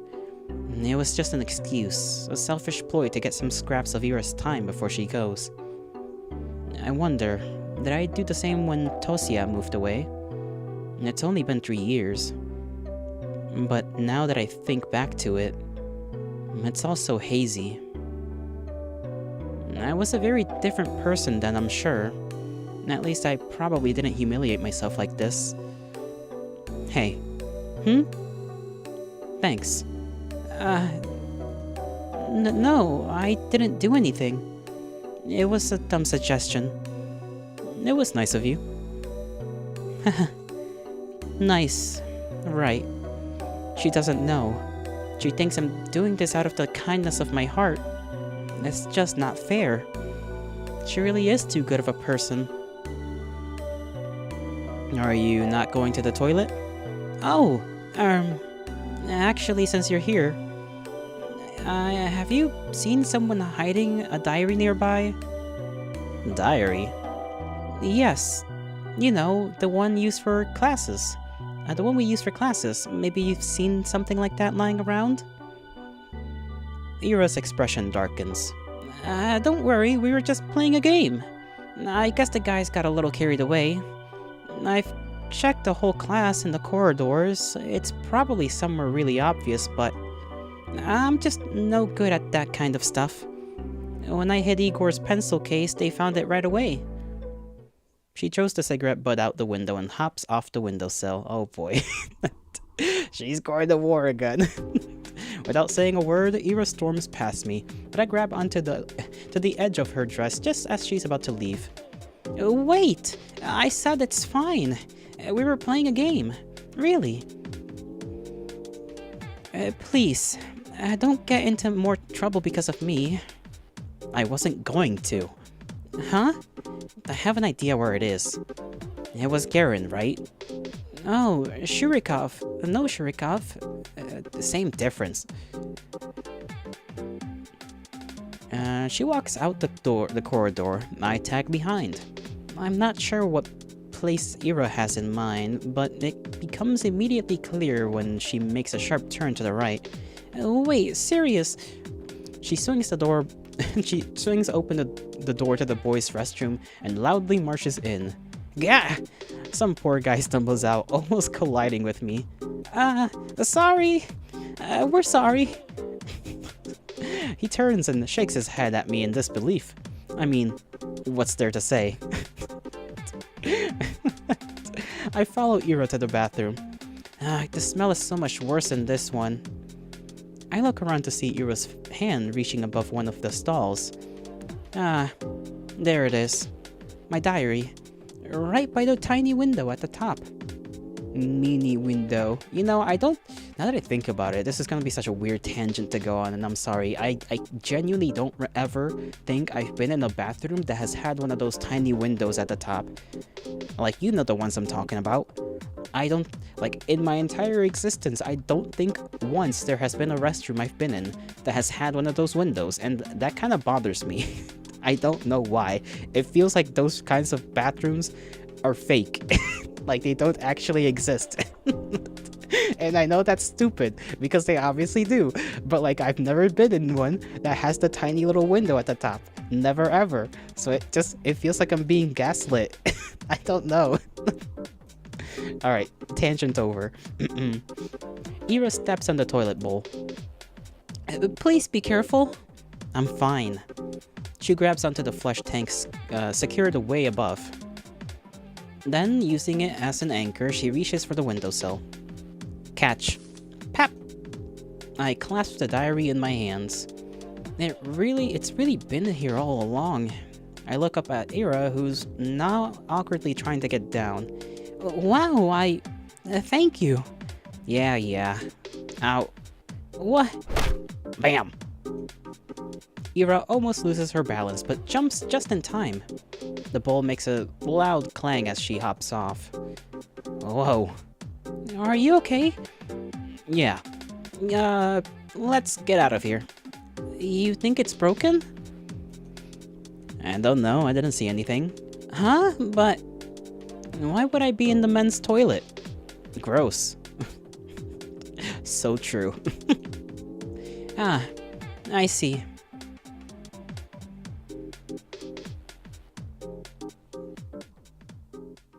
Thank you again. How did you know it'd be in the boys' room? You think Shurik would go into the ladies' room? No.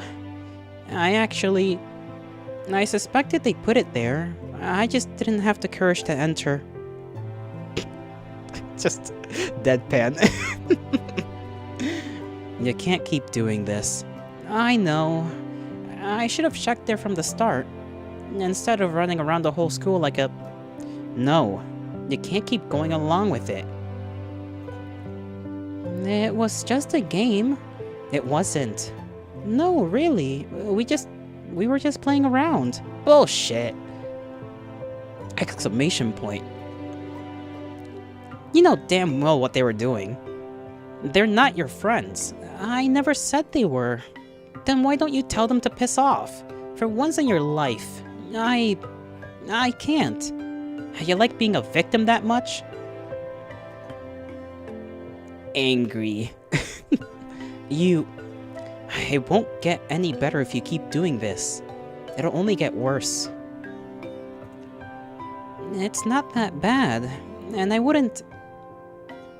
I can't. I can't just say something like that to them. I'm sorry. Why the hell not? Well, they wouldn't be right, and... For the love of... It's not like I never tried it before, but when I say something, they just make fun of me, and nothing changes. So freaking what? Who cares what they say? Just don't bother with them. I'm not like you. I can't just do that. I can't act like I don't care when everybody's laughing. I can't look at people in the eyes like that. And when I go along with it, and at least they talk to me. And I know you're okay on your own, but I...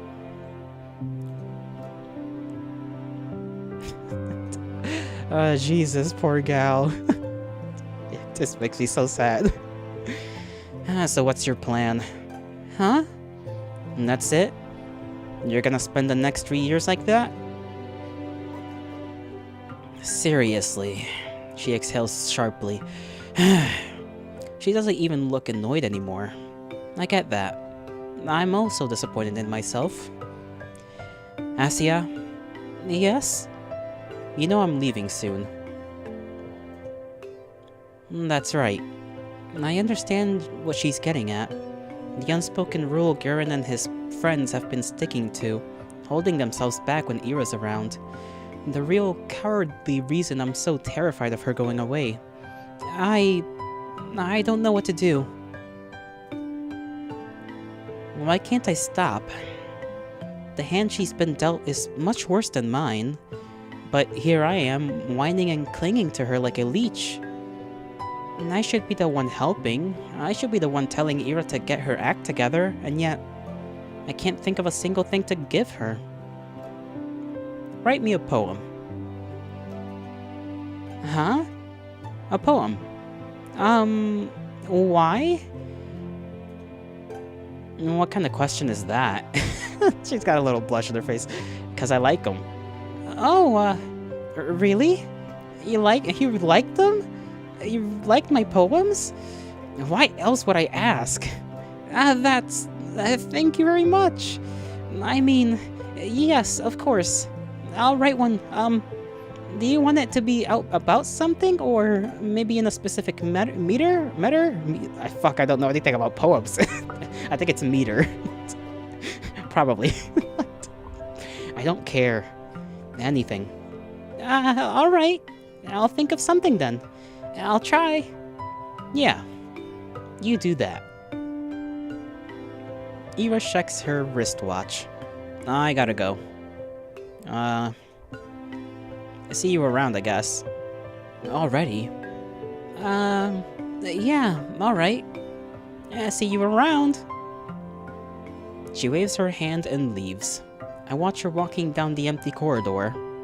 Empty. I've already stayed in school for way too long. The shadows stretch along the hallway, tall and dark. My heart is pounding. I should get going too.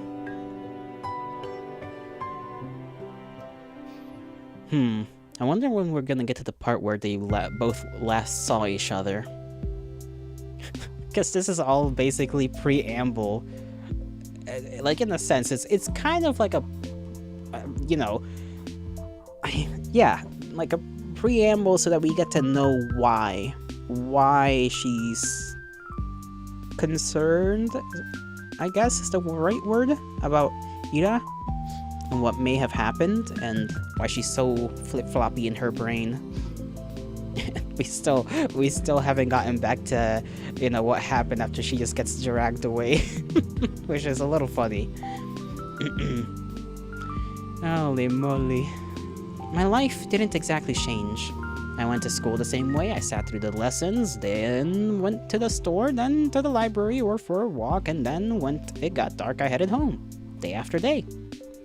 Sometimes my classmates joked around with me. Whenever that happened, my thoughts involuntarily drifted to Ira. She still attended classes. She vanished during breaks. I have never asked where to. I kept imagining scenarios in my head. Not just when I was being laughed at.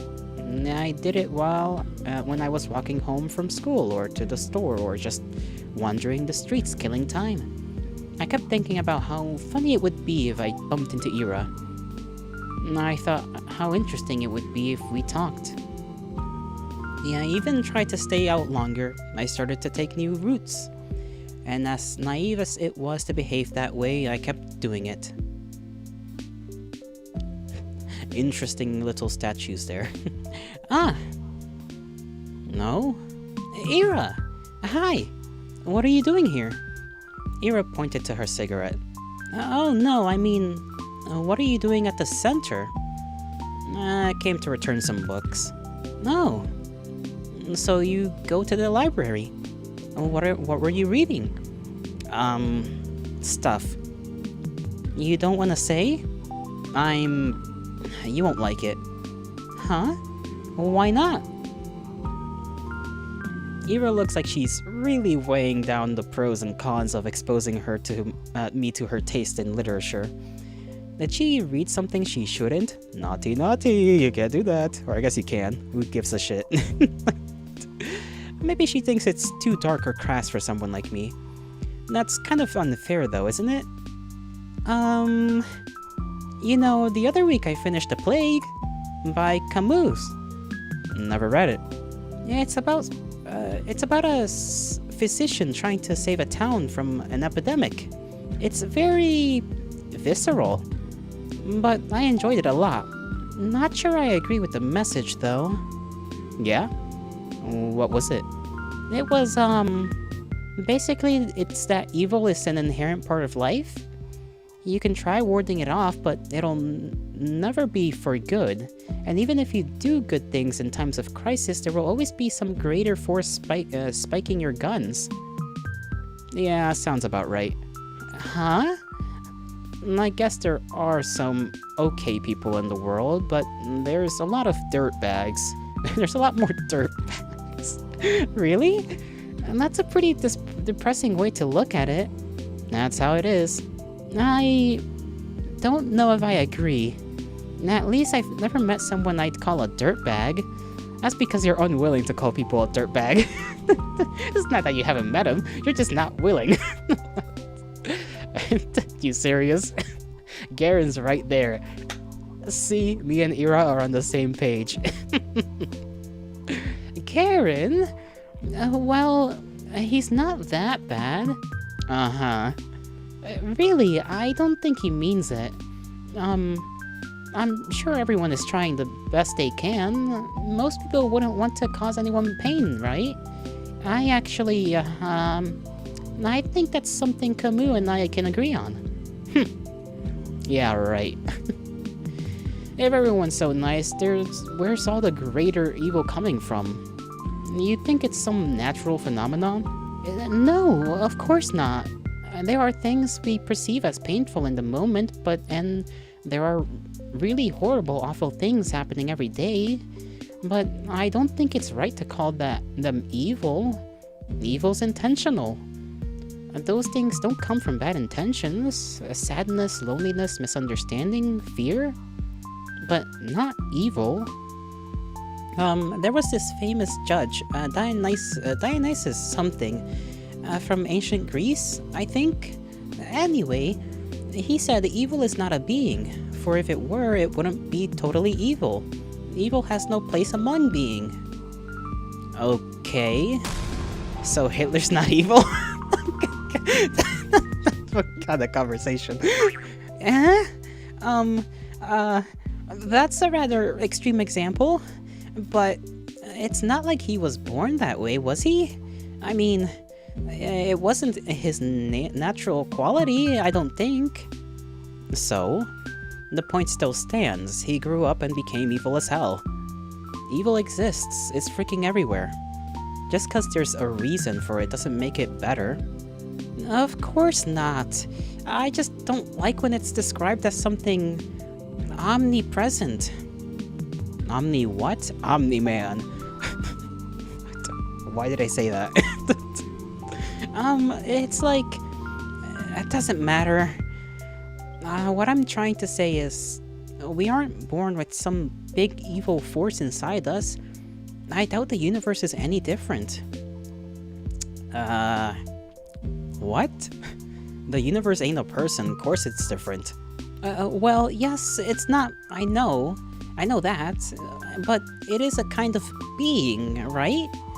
I mean, since every being is pure by default, so is the universe, because it's the idea of being itself, right? And, I'm not making any sense, am I? You're not.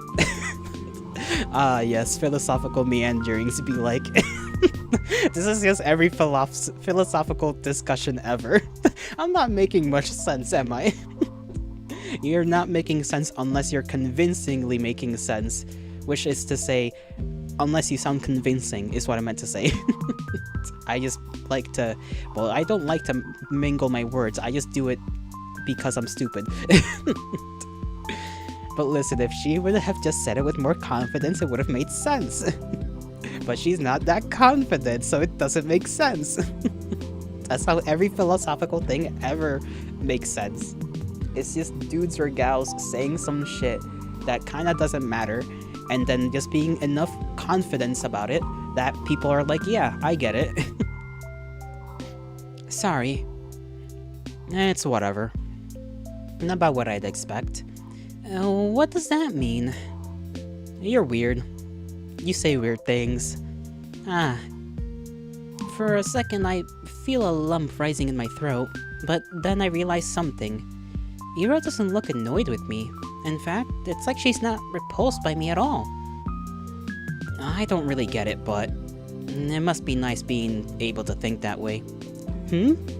Like everyone's good deep down. Like nobody would ever hurt someone on purpose. That's a sweet world you're living in. How do you do it? If I were you, I'd be angry as hell. Aren't you pretty angry already? Angrier. I like the distinction. Angrier. Whoa. Even angrier. Yes. I'd be 100 times as pissed. Scary. You bet. I imagined Iro throwing 100 chairs. Sure you do, okay. 100 chairs flying towards 100 Garens. Chairs flying, bow compasses swinging. Ira is like a bodhisattva. Word. Bodhisattva. I don't know what that is. I'm gonna look that up.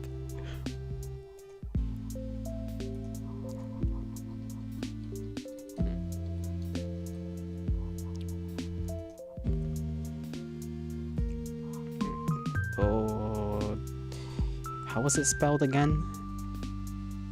H-I. Okay. Bodhisattva. Am I even spelling this correctly? Would that even translate correctly in the damn thing? Bodhisattva. Okay, I spelled it wrong, first of all. Me when I need to do a simple task. Sattva.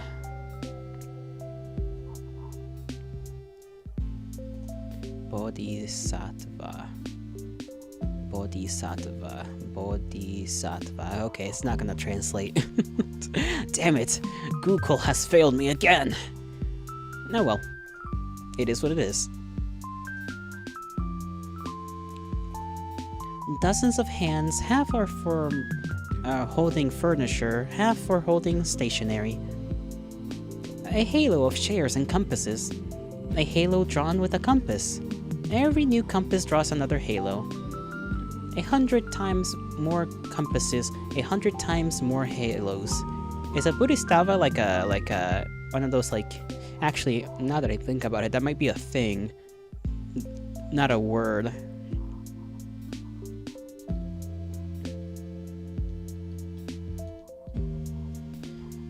Meaning, there we go. Yeah, okay, it's a Buddhist thing. There we go.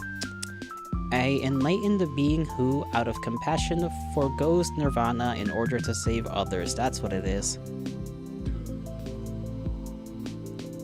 Era surrounded by 100 halos. We talked for a little while longer, just idle chatter while she finishes her smoke. I tell her about some of the books I've recently read, my impressions, my interpretations. I'm not exactly used to sharing those, so my thoughts come out sounding dumb and crumpled. Oh man, I get that so much. I'm exactly the same. She keeps listening though, and every time I say something, I search Ira's face for signs of boredom. Maybe I'm just not looking hard enough, but I can't find anything of the sort. Oh jeez. I feel so happy I might die. Don't.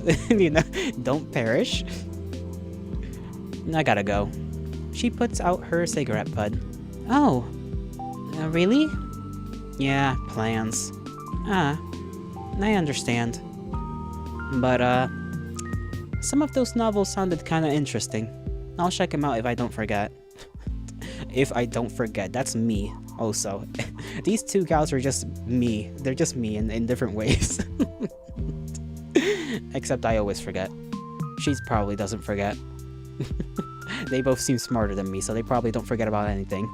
Me, on the other hand, I forget about everything. Really? Please let me know if you do. And, sorry for that stupid philosophy talk. Can you shut up about with the freaking apologies? I just said thanks. Sorry. It gives me a look of so threatening I cut myself off. Right. I hope you enjoy them? She nods in approval. Phew. No, and the books I read. They were, yes? Angelique. Huh? By Anne Gullen. And Angelique? The romance series? It's historical. It's not just lovey-dovey stuff, you know. I know, my mom really liked them. They seem wonderful. I never got to reading them, and I didn't really expect you to be into. They're fine. It's not like I'm a huge fan or anything. Okay, Tsundere, relax. You're not? It's just that if you want to read something historical or whatever, they're alright. Okay. Now remember that.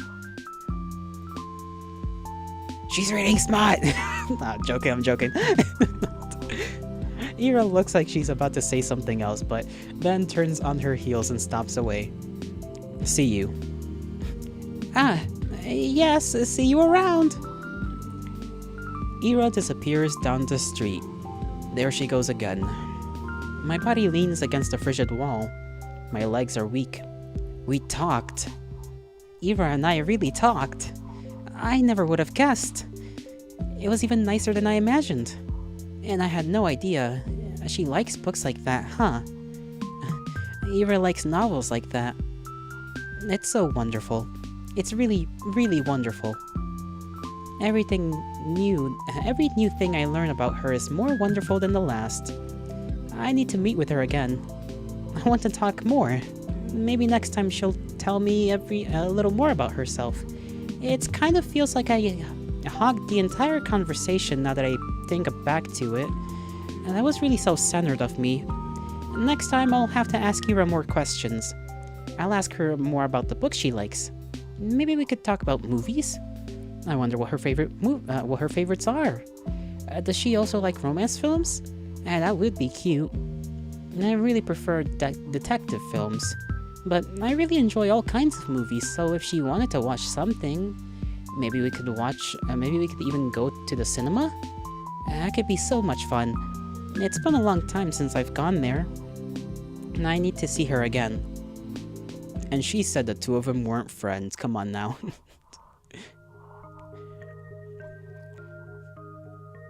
She skips even more often than before. No point in keeping up with classes if you're getting expelled anyway. I guess that's Ira's modus operandi. To some degree, I understand it, but I still wish that she somehow... she showed her face from time to time, if only for one lesson. We probably wouldn't talk even if she came. It's not something we ever do in class, so I don't expect anything in that regard. Just seeing the back of her head would be enough. Really? Ay. What's with ya, Shubina? Huh? You're all smiles. Finally taking my advice to heart? What advice? Not looking like you're about to hang yourself for a change. It's great to see you, really. Yes, it's great. We're so proud of you. How about brushing your hair next time? That grin makes you look like a basket case. Thanks, Vadim. I'll do that. You're welcome. He grabs my English notebook off the table. Fucking ass. Payment for my services. His friends chuckle along. I couldn't care less about that. Even though she isn't here today. I don't mind. I know we're going to see each other soon. I'm going to do everything to bump into Ira again. Min-max. She's gonna min-max everything to just meet with Ira. Oh, Jesus, what the hell? I'll walk the whole town up and down so we see each other. I'll scour every corner of this place to find her. Perhaps I'm being overly reliant on the universe's kindness. At the end of the day, even if I walk all the possible routes, there's no guarantee I'll run into Ira. But I have to believe. No, I'm convinced the world is merciful. So if I try my hardest, maybe my efforts will be rewarded. Of course, it's an entitled way of thinking, but there's so little time left. Too little time. I need to make the most of it. I'll make as many memorable moments as I can while Ira's here. I'll make every encounter count. I'll fill this measly scrap of time with wonderful things. Ira! Hi! Gah! Oh, Jesus, it's you. Jump scare. I see out of jump scare. I don't know what to think. Why am I being stupid? This is a joyful story. I'm enjoying this very much, if you couldn't tell. It's making me all happy and joyous, and that's a good thing. It's good when the story gives you emotions. Who would have thought? She sighs with a mixture of relief and irritation. I barely hold in a giggle, and I'm so glad to see her. It worked, it really worked. I spotted Ira between the rows of garbage on the edge of town. She was crouching down by the wooden wall, hugging a thermos with one hand and holding a cigarette in another. What are you doing here? And what does it look like? Meditating? Wrong answer? Ira shakes her head and looks back at the ground. Huh. The rush of joy that had washed over me when I first noticed her began to dwindle. Now that I keep switching between like my normal voice and then my voice for her. I just keep going back and forth. Now that I take a closer look, I don't think I've ever seen Ira curled up in this way before. And everything about her posture screams exhausted. But why? Out here? Are you okay? She mutters something. Huh? ing on me. What was that? I didn't quite catch it. I take a tentative step towards her, but Ira's scowl stops me dead in my tracks. Uh, you spying on me now? What? No, no. I was just walking here. Not a garage lot? Yes. She gives me a look of such contempt it sends a shiver down my spine. Why? I'm not lying. Really. I always take these walks after school. I'm going the same route. Going the same route gets boring over time, so sometimes I go through here, or through the barracks, or a couple of times I even went through the helipad. You know, the one that's over there. As I speak, I see Ira's expression slowly change from disdain to confusion. This isn't right. We talked so nicely just a few days prior. Why then? Did she hear something bad about me? From who? I don't think she'd believe a word of Garen's. I mean, I usually stroll along the main street or near the community center, but it'll get colder soon, you know? So it's better to enjoy the outdoors while you can, right? I just kept speaking, hoping she'll stop being mad at me. I need to keep going. I need to keep talking because that's what I wanted to do with her. I wanted to talk, and so I have to because I can't waste time. I can't waste this moment. We can recover from this. I can cheer her up, and we will clear everything up, and she won't think that I'm some creep. I just can't stand it. I can't bear her having... Sorry. I can't bear her having her glare at me in silence. And, you know, the views are really great here on the outskirts. The sky is bigger, and you can see way into the tundra, and... what I mean is, I didn't think you'd be here. That's a lie. Well, more of a half-truth. I hoped she'd be here like I hoped she'd be wherever I went. It's just that... This isn't what I imagined at all. Not after our last meeting. Not after everything. She's just staring at me. For a moment her eyes soften, but then she closes them as if just looking at me was wearing her out. She takes a drag and turns away from me. God. Can't I be alone for 5 minutes? I'm sorry. And I wait for her to respond with something like, why are you apologizing again? Cut it out. Or even just, whatever, it's fine. But she doesn't say anything. I'm sorry. I'll be going then. Goodbye. Silence. And I walk away. Oh. Oh. It can't be like this. Cold wind blows in my face. The mounds of snow on garage roofs look smooth and soft. When blizzards hit, they'll get completely buried. I'd like to have a snow hill form over me too. They look cozy. They would not be. It would be very cold. Actually, I wonder what Eva carries in her thermos. I guess tea would be the obvious answer, but what if she's one of those people that likes to have some warm soup with them? Warm soup in a thermos. I guess that's a thing. That would be nice. You know what we... Bone broth. Delicious. Delicious bone soup. That would be cute.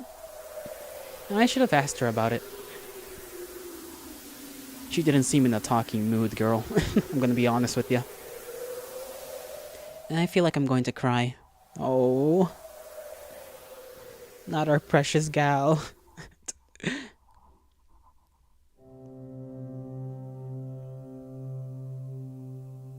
Yeah, you got any plans for New Year's? What plans? I'll be with my folks. No, I mean after that. My sister's going to a party with other upperclassmen. Oh, you serious? Think we could sneak in? No way, I don't want to hang out with her. Man, come on. They're gonna have those older girls there too, right? The ones from grade 10. Oh, I bet Machina will be there. Like she talked to you. Hey, you don't know that. I said we're not crashing anything. They won't let us in anyway. Ah, that's true. Tuh. Where are we going then? Whose place? Not mine. We've got Grandma coming over. I can't host. You? Me neither. Vadim? No way. Dad's been... He's kinda tired recently. Ah, really? Yeah. It's whatever, though. Work stuff, I guess. I hear ya. My mom's also out of it. All the adults are pretty stressed, huh? Figures? It's the end of the year. Right. It's almost New Year's. Huh, funny. It's almost New Year's in the story, almost New Year's now. Just how many days until New Year's? I guess it's technically, what, like next week? Yeah, next week. It's a shame, but I don't feel festive at all. Now I'll need to help Mom decorate the house. Should I remind her about that? It feels like all of us kind of forgot about the holidays. At least I did. Well, maybe I didn't forget. I didn't really forget. The end of the year has been looming in the back of my mind, but not as a cause for celebration. All I could think about were the days counting down to the moment Ira would move away. Ira... she's absent again. I'm not surprised. I wish that I could clear things up with her. I'm not sure how, but I have to. Maybe I should apologize again? What for? Did I really do something wrong? I guess I've been pretty annoying, but I don't know anymore. I need to think of something that could cheer her up next time we meet. Will more apologies really cut it? Nuh-uh. No, they won't. Probably not. She'll just get more annoyed. Then maybe a small gift? That might be weird, though, and I won't get any more allowance until next week. What could I even buy with the spare change? I don't know, a treat? Anything is a good attempt at, anything, Little bag of chips, a cookie, a drink. I'm sure she'd probably appreciate it, maybe, somehow. I'm not sure. I, too, have not really been much of a gift giver. What could I even buy with this change? A spare change, maybe a little treat will do? A waffle? Would she like a waffle? Ah! What the hell? She's not a freaking dog. Why does my mind always go to some weird place with her? Why? It's just a treat, bro. It's overthinker. Me pointing at the screen like you guys can see me doing that. God, I should just shut up. Focus on something else. It's just so difficult to do these days. Difficult. But I've got to try. Inhale. Exhale. Dot. There. A little clearer. I see the sidewalk a little bit better, and the buildings, the sky, the lights. And everything around is friendly. And everything is beautiful. And that's great. Those are great things to look at and think about. Though perhaps I shouldn't breathe so deeply. You can really get sick from this. It has been getting colder after all. My usual routes have been getting harder and harder to finish. And it's not just the temperature. The paths on the outskirts get snowed over, so trudging through them tires me out really quickly. I mean, I getcha. One time I was heading to a friend's house and there was just snow up to the knees, basically, and well, not really. It was more like halfway up my shin, but still, it was rough to just go on the sidewalk. The roads were clear, but like, I didn't want to get hit by a car, so I would just force myself to only trudge on the roads whenever it was like clear of any vehicles. And anytime I saw a car, I would just get back on the sidewalk and just basically be marching. because that's how high I had to just kick up my feet anytime I wanted to take a step. And what was usually like a 20-minute walk felt like a 40-minute march to the location my friend was at. Oh man, I arrived almost feeling like I was gonna throw up. That's how rough it was. I am not built for the snowy seasons, mind you. I am not built for it, alright? Look at this stretch a little bit. Holy moly. I just thought about the fact that I don't know how long this game is going to be. I'm still thinking we're in the beginning. Like I said, I don't know if this is like a whole thing in and of itself or what. Maybe I should have taken up that person's offer when they asked if I wanted to know more. Well, it is what it is. The winds are picking up too. Even when I cover myself up with a scarf, it feels as if my face is being pelted. I am not meeting anyone out here in this weather. I should have gone to the library today. What time is it? Maybe I can still make it. It closes at 6, so... No, for sure not. Oh well. They've already begun putting up New Year's decorations. Everything's lined with lights. Oh. And there's a pine tree near the community center. It's so tall, and bare for now. Well, I like it as it is. I like it as is. The way that snow rests on the branches makes it look so mighty. Alright, I'm getting into a bit of a festive mood. Wish the frost weren't so prickly, then I'd look around some more. The streets are empty, save for a couple of adults I saw walking down to the bar. Hard to imagine there would be a lot of people out on an evening like this. So why have I been meandering around like I've got nothing better to do? Every answer to this is embarrassing.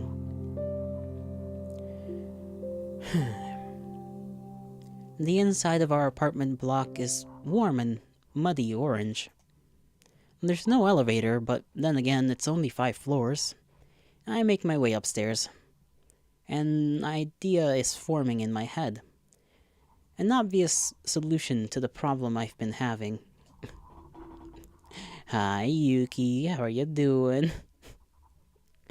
You filled the shut up with, them little fellows.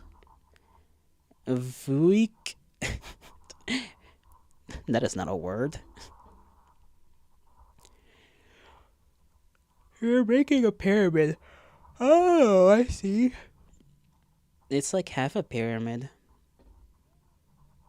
My hand is like getting all tingly. It'll go back to normal soon. Might just be a nerve that I kinda got a little pinched. Me a bitch? Only if there's a spider nearby. An idea is forming in my head. An obvious solution to the problem I've been having. It's perfect. I have the perfect plan for the evening. There's our door. It's kind of uninviting, but that's just my opinion. I bet Dad's guests find it quite welcoming, though judging by how quiet it is, I turn the key and enter.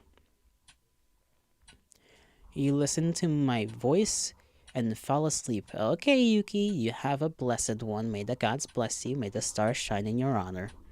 Rest well. The only sound is the faint muttering of the TV coming from the living room. Yes, thank God no visitor today.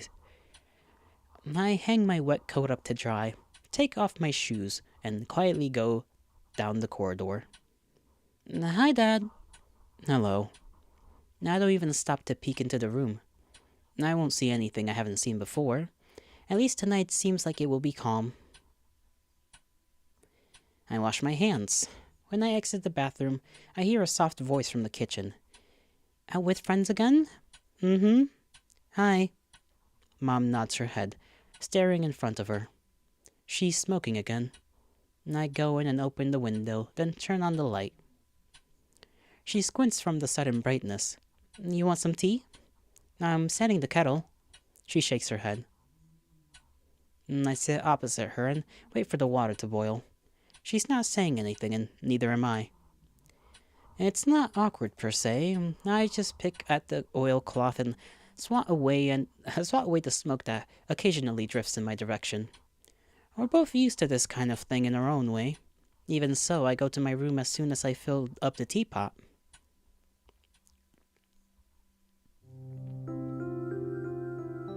I don't like locking myself in here.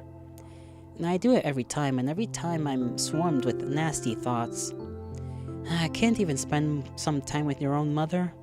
You run away from her, even though she has it so hard, so hard. You traitor, brat, ungrateful filth.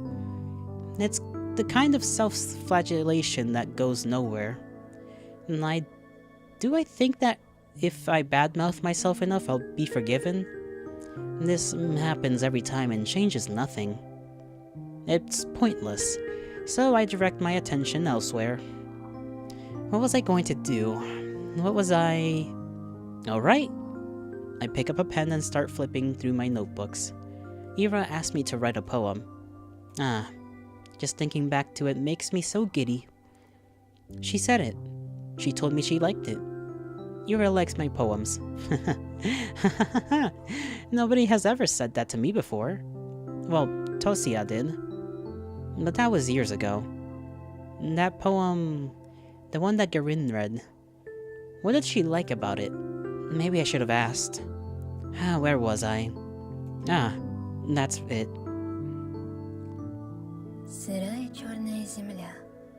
Не обнимай меня так нежно. I can't understand this. Не рви наряд свой белоснежный. И спи спокойно. Только я буду царапаться и биться. А иней пусть себе искрится. И пусть летят по небу птицы. И светит бледная заря.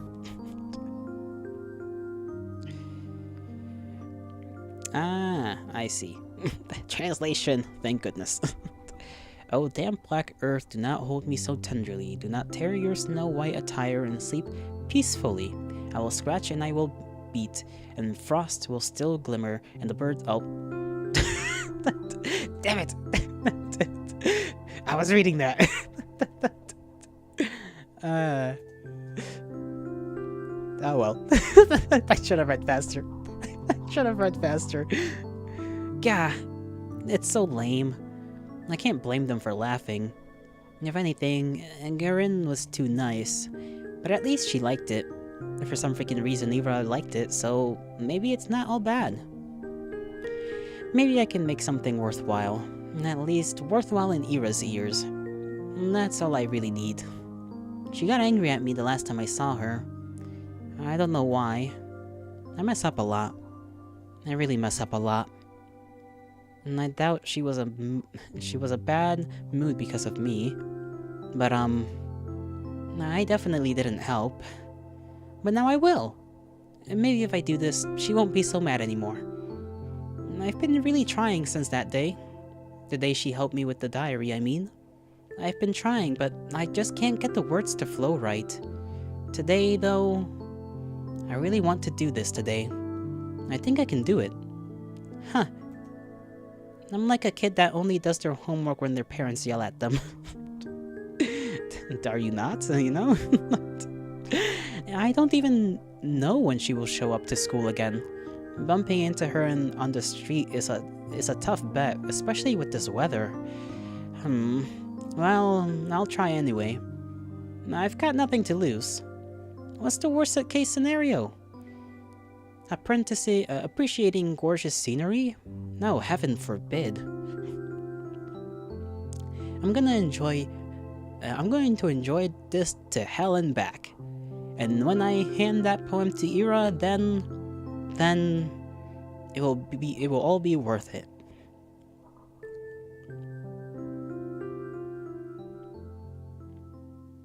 My tummy rumbling. I'm hungry. I'll eat something after stream. Worry not. Probably like a burger. Or at least the meat of a burger. We don't have burger bread. We do have bread, but it's normal bread. Ow. My wrist is tired. I'm gonna totally wear down this poor eraser at this rate. I've got to remember to buy a new one. It's just a bit annoying. Even though I asked my classmates to be more careful, they always forget about it. I didn't used to do that before. But now whenever I lend a textbook to someone, I specifically ask them not to doodle in it. Despite that, they always come back with crude drawings all over. I can't hand them back to the library like that, and I'll get in trouble if a teacher sees it. I lean back in my chair. A week? That's how long it's been since I've last seen her. It's not exactly new for her to skip for several days at a time, but a whole week. And nobody else seems to be bothered, though. I shouldn't be either. It's not her job to be my, I don't want to call her pit bull. Either way, it's nothing new. Nothing new, nothing bad. Maybe Ira is taking in the towns she's grown to love? Who knows when she'll return here after she moves out. And I get that. I would do the same. But still, I just wish I could see her. Is she still mad at me? I really hope not. But if she is, I have just the thing to help it. And that's right. It's done. I wrote Ira a poem. I wonder how she'll react. I wonder if she'll like it. I really hope she likes it. Maybe she'll smile. Or what if she gets flustered? That would be so cute.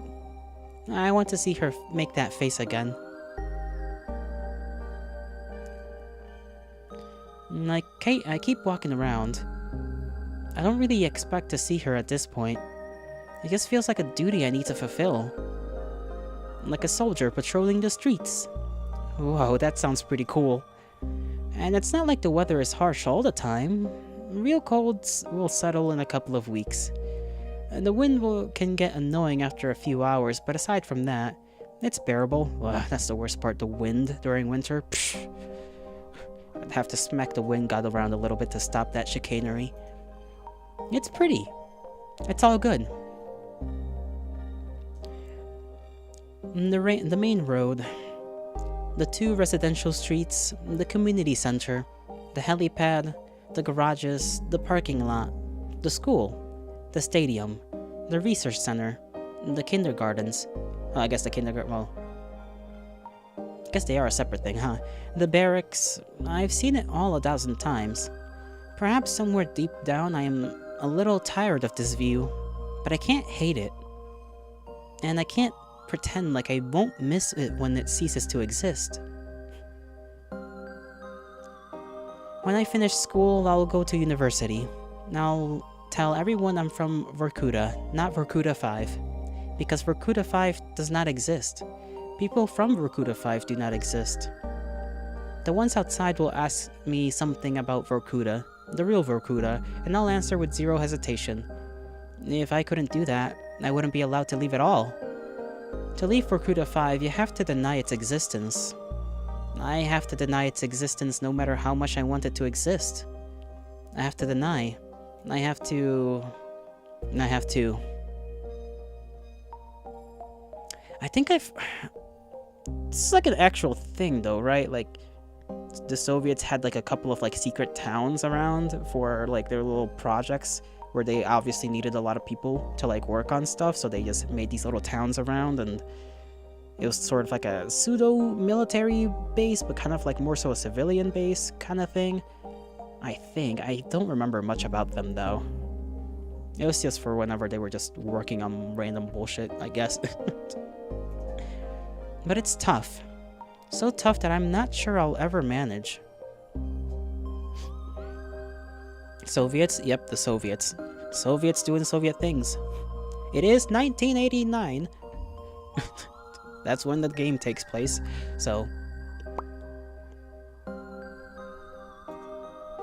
Realistically, I'll probably slip up and blurt out something incongruent. I do slip up a lot. I hope I'll get better at it by then.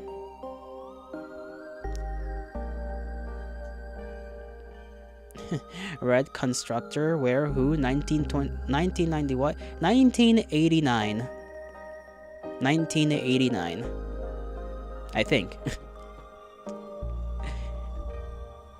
If that is what if I'm remembering correctly. Let me see. Sorry, 1986, not 89. Why did I think 89? 86. I'm a little stupid.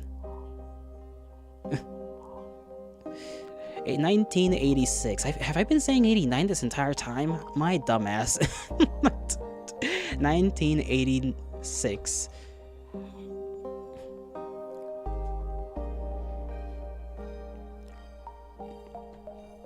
And maybe I should stop. I lower my scarf and take a big breath. Ouch. I'm seriously gonna catch a cold from this. But at least my head feels really clear. I look up and see the familiar purple-gray of northern twilight. No, not twilight. Today's the first day of this year's polar night, so I won't be seeing the sun until the end of December. It's nothing too bad. Personally, I don't mind the dark. Some people seem to get really depressed during this time, but I'm not one of those. Yeah, Soviets did some human experiments too. Who hasn't at this point?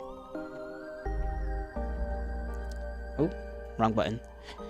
If I stay out for just a little longer and wait for the clouds to clear, I'll see the stars come fully into view. It's a beautiful sight, and especially from here, from the barracks, far better than that dinky sliver of the sky I'd see from my from my apartment windows. I wish that I could stick around for longer, but it's getting too cold. I start making my way back. Decrepit rows of workers' housing disappeared behind bigger and better homes. There's that old playground just around the corner. That's right, we used to go there all the time with Tosia. Even back then, it was kind of unpopular. They built a newer one just 5 minutes away, so we often got to have the whole thing to ourselves. I guess that's why we liked the place. Somehow today feels quieter than ever.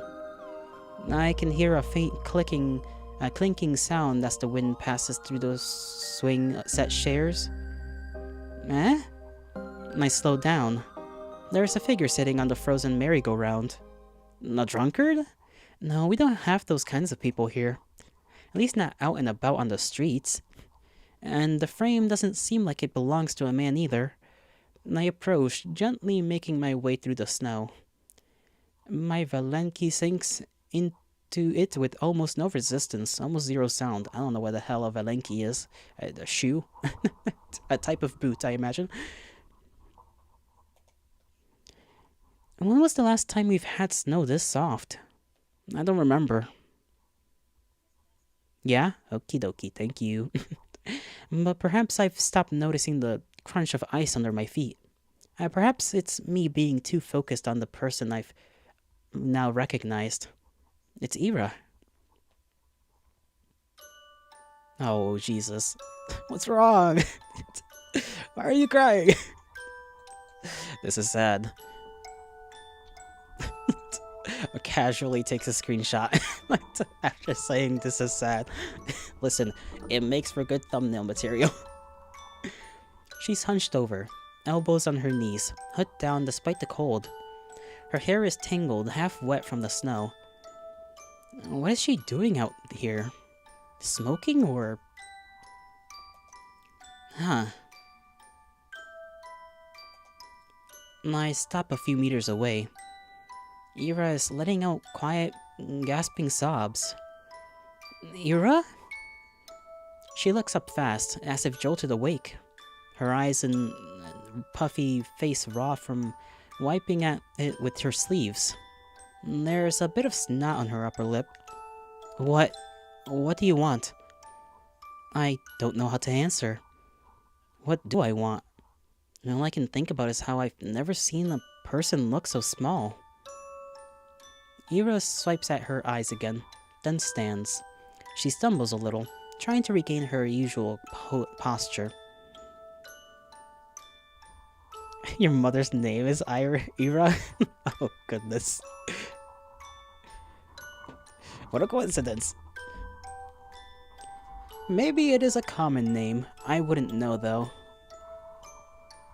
But that's the short version of the full name. Oh, I see, I see. The full name is probably something I would not be able to pronounce correctly in the first go, or the first 5 goes at it. Let's be honest. I can barely pronounce our own character's, like, last name. Or even the first name. What, another one of your hangout spots? Damn creep. Her voice cracks halfway through. Asia. Asaya? It's either Asia or Asaya, I don't know. Nar, it's pretty short. Irina? Oh, Irina. Okay. That's pretty short. Short and sweet, as they say. Irina.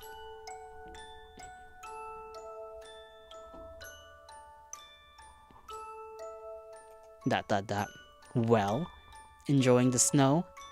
I slowly shake my head. No, I just saw you. Ira rubs her nose on her sleeve again. Her hands are shaking. And you are Sven, short for Sviatoslav. Sviatoslav. Okay, that's funny. Sven. Sven? I guess, you know, names do be like that sometimes. It's like Bob. You know, for Robert. And there's no Bob in Robert. But you can still call a Robert Bob. Which doesn't really make sense to me, but, you know, it is how it is. Ira rubs her nose on her sleeve again. Her hands are shaking. And then go back to wherever the hell you came from. Go home. Asia, this isn't for you. I take a small step forward. I want to say something, anything, but my head draws a blank. Before I can squeeze out a single word, Ira turns around and stumbles through the snow, away from the playground. I can't even muster the courage to call out to her, let alone follow. I simply watch as Ira vanishes into the alley. If not for her footprints, I believe she was never even there. The snow keeps falling. A feeling I've long forgotten swells inside me. I've learned to not acknowledge it, so it got buried many layers deep. We all know Sven, cause Sviatoslav is the name called in the name of King Sven. Is the name called in the name of King Sven? Yeah, but like, Sviatoslav doesn't have Sven in it. It just has SV. But there's no Sven in Sviatoslav.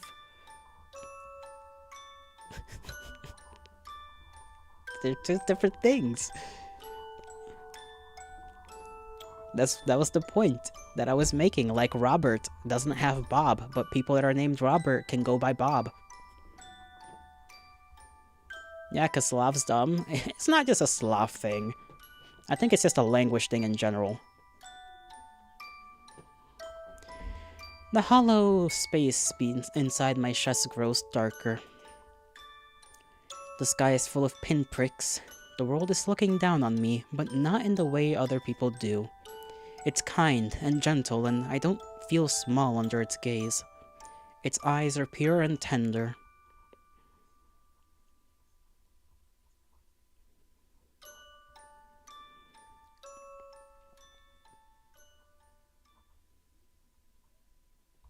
Can my phone not be on the, like, precipice of falling? Oh, things are happening. End of episode 1.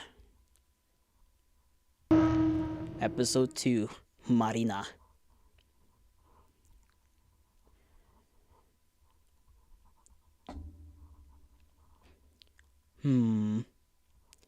Folks, I think we will leave this off here. I am very much enjoying the story so far. Honestly, it's very pleasant. I'm enjoying it, you know? I enjoy the characters. I enjoy how silly our gal is and how optimistic she is, and I enjoy the whole little relations going on back and forth between her and Ida. Good night, dummy idiot meanie. I am not an idiot, only a little bit. I'm a dummy, but not an idiot. And not a meanie. When have I ever been mean?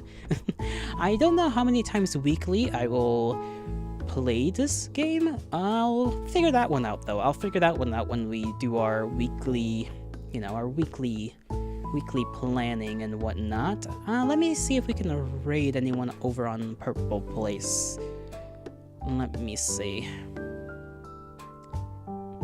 Yeah, we'll do a little bit of a raid into Alistair's stream because Alistair is, he's around. Anyhow, outside of that, I hope you all have a great rest of your Friday, my kindred. May the gods bless you.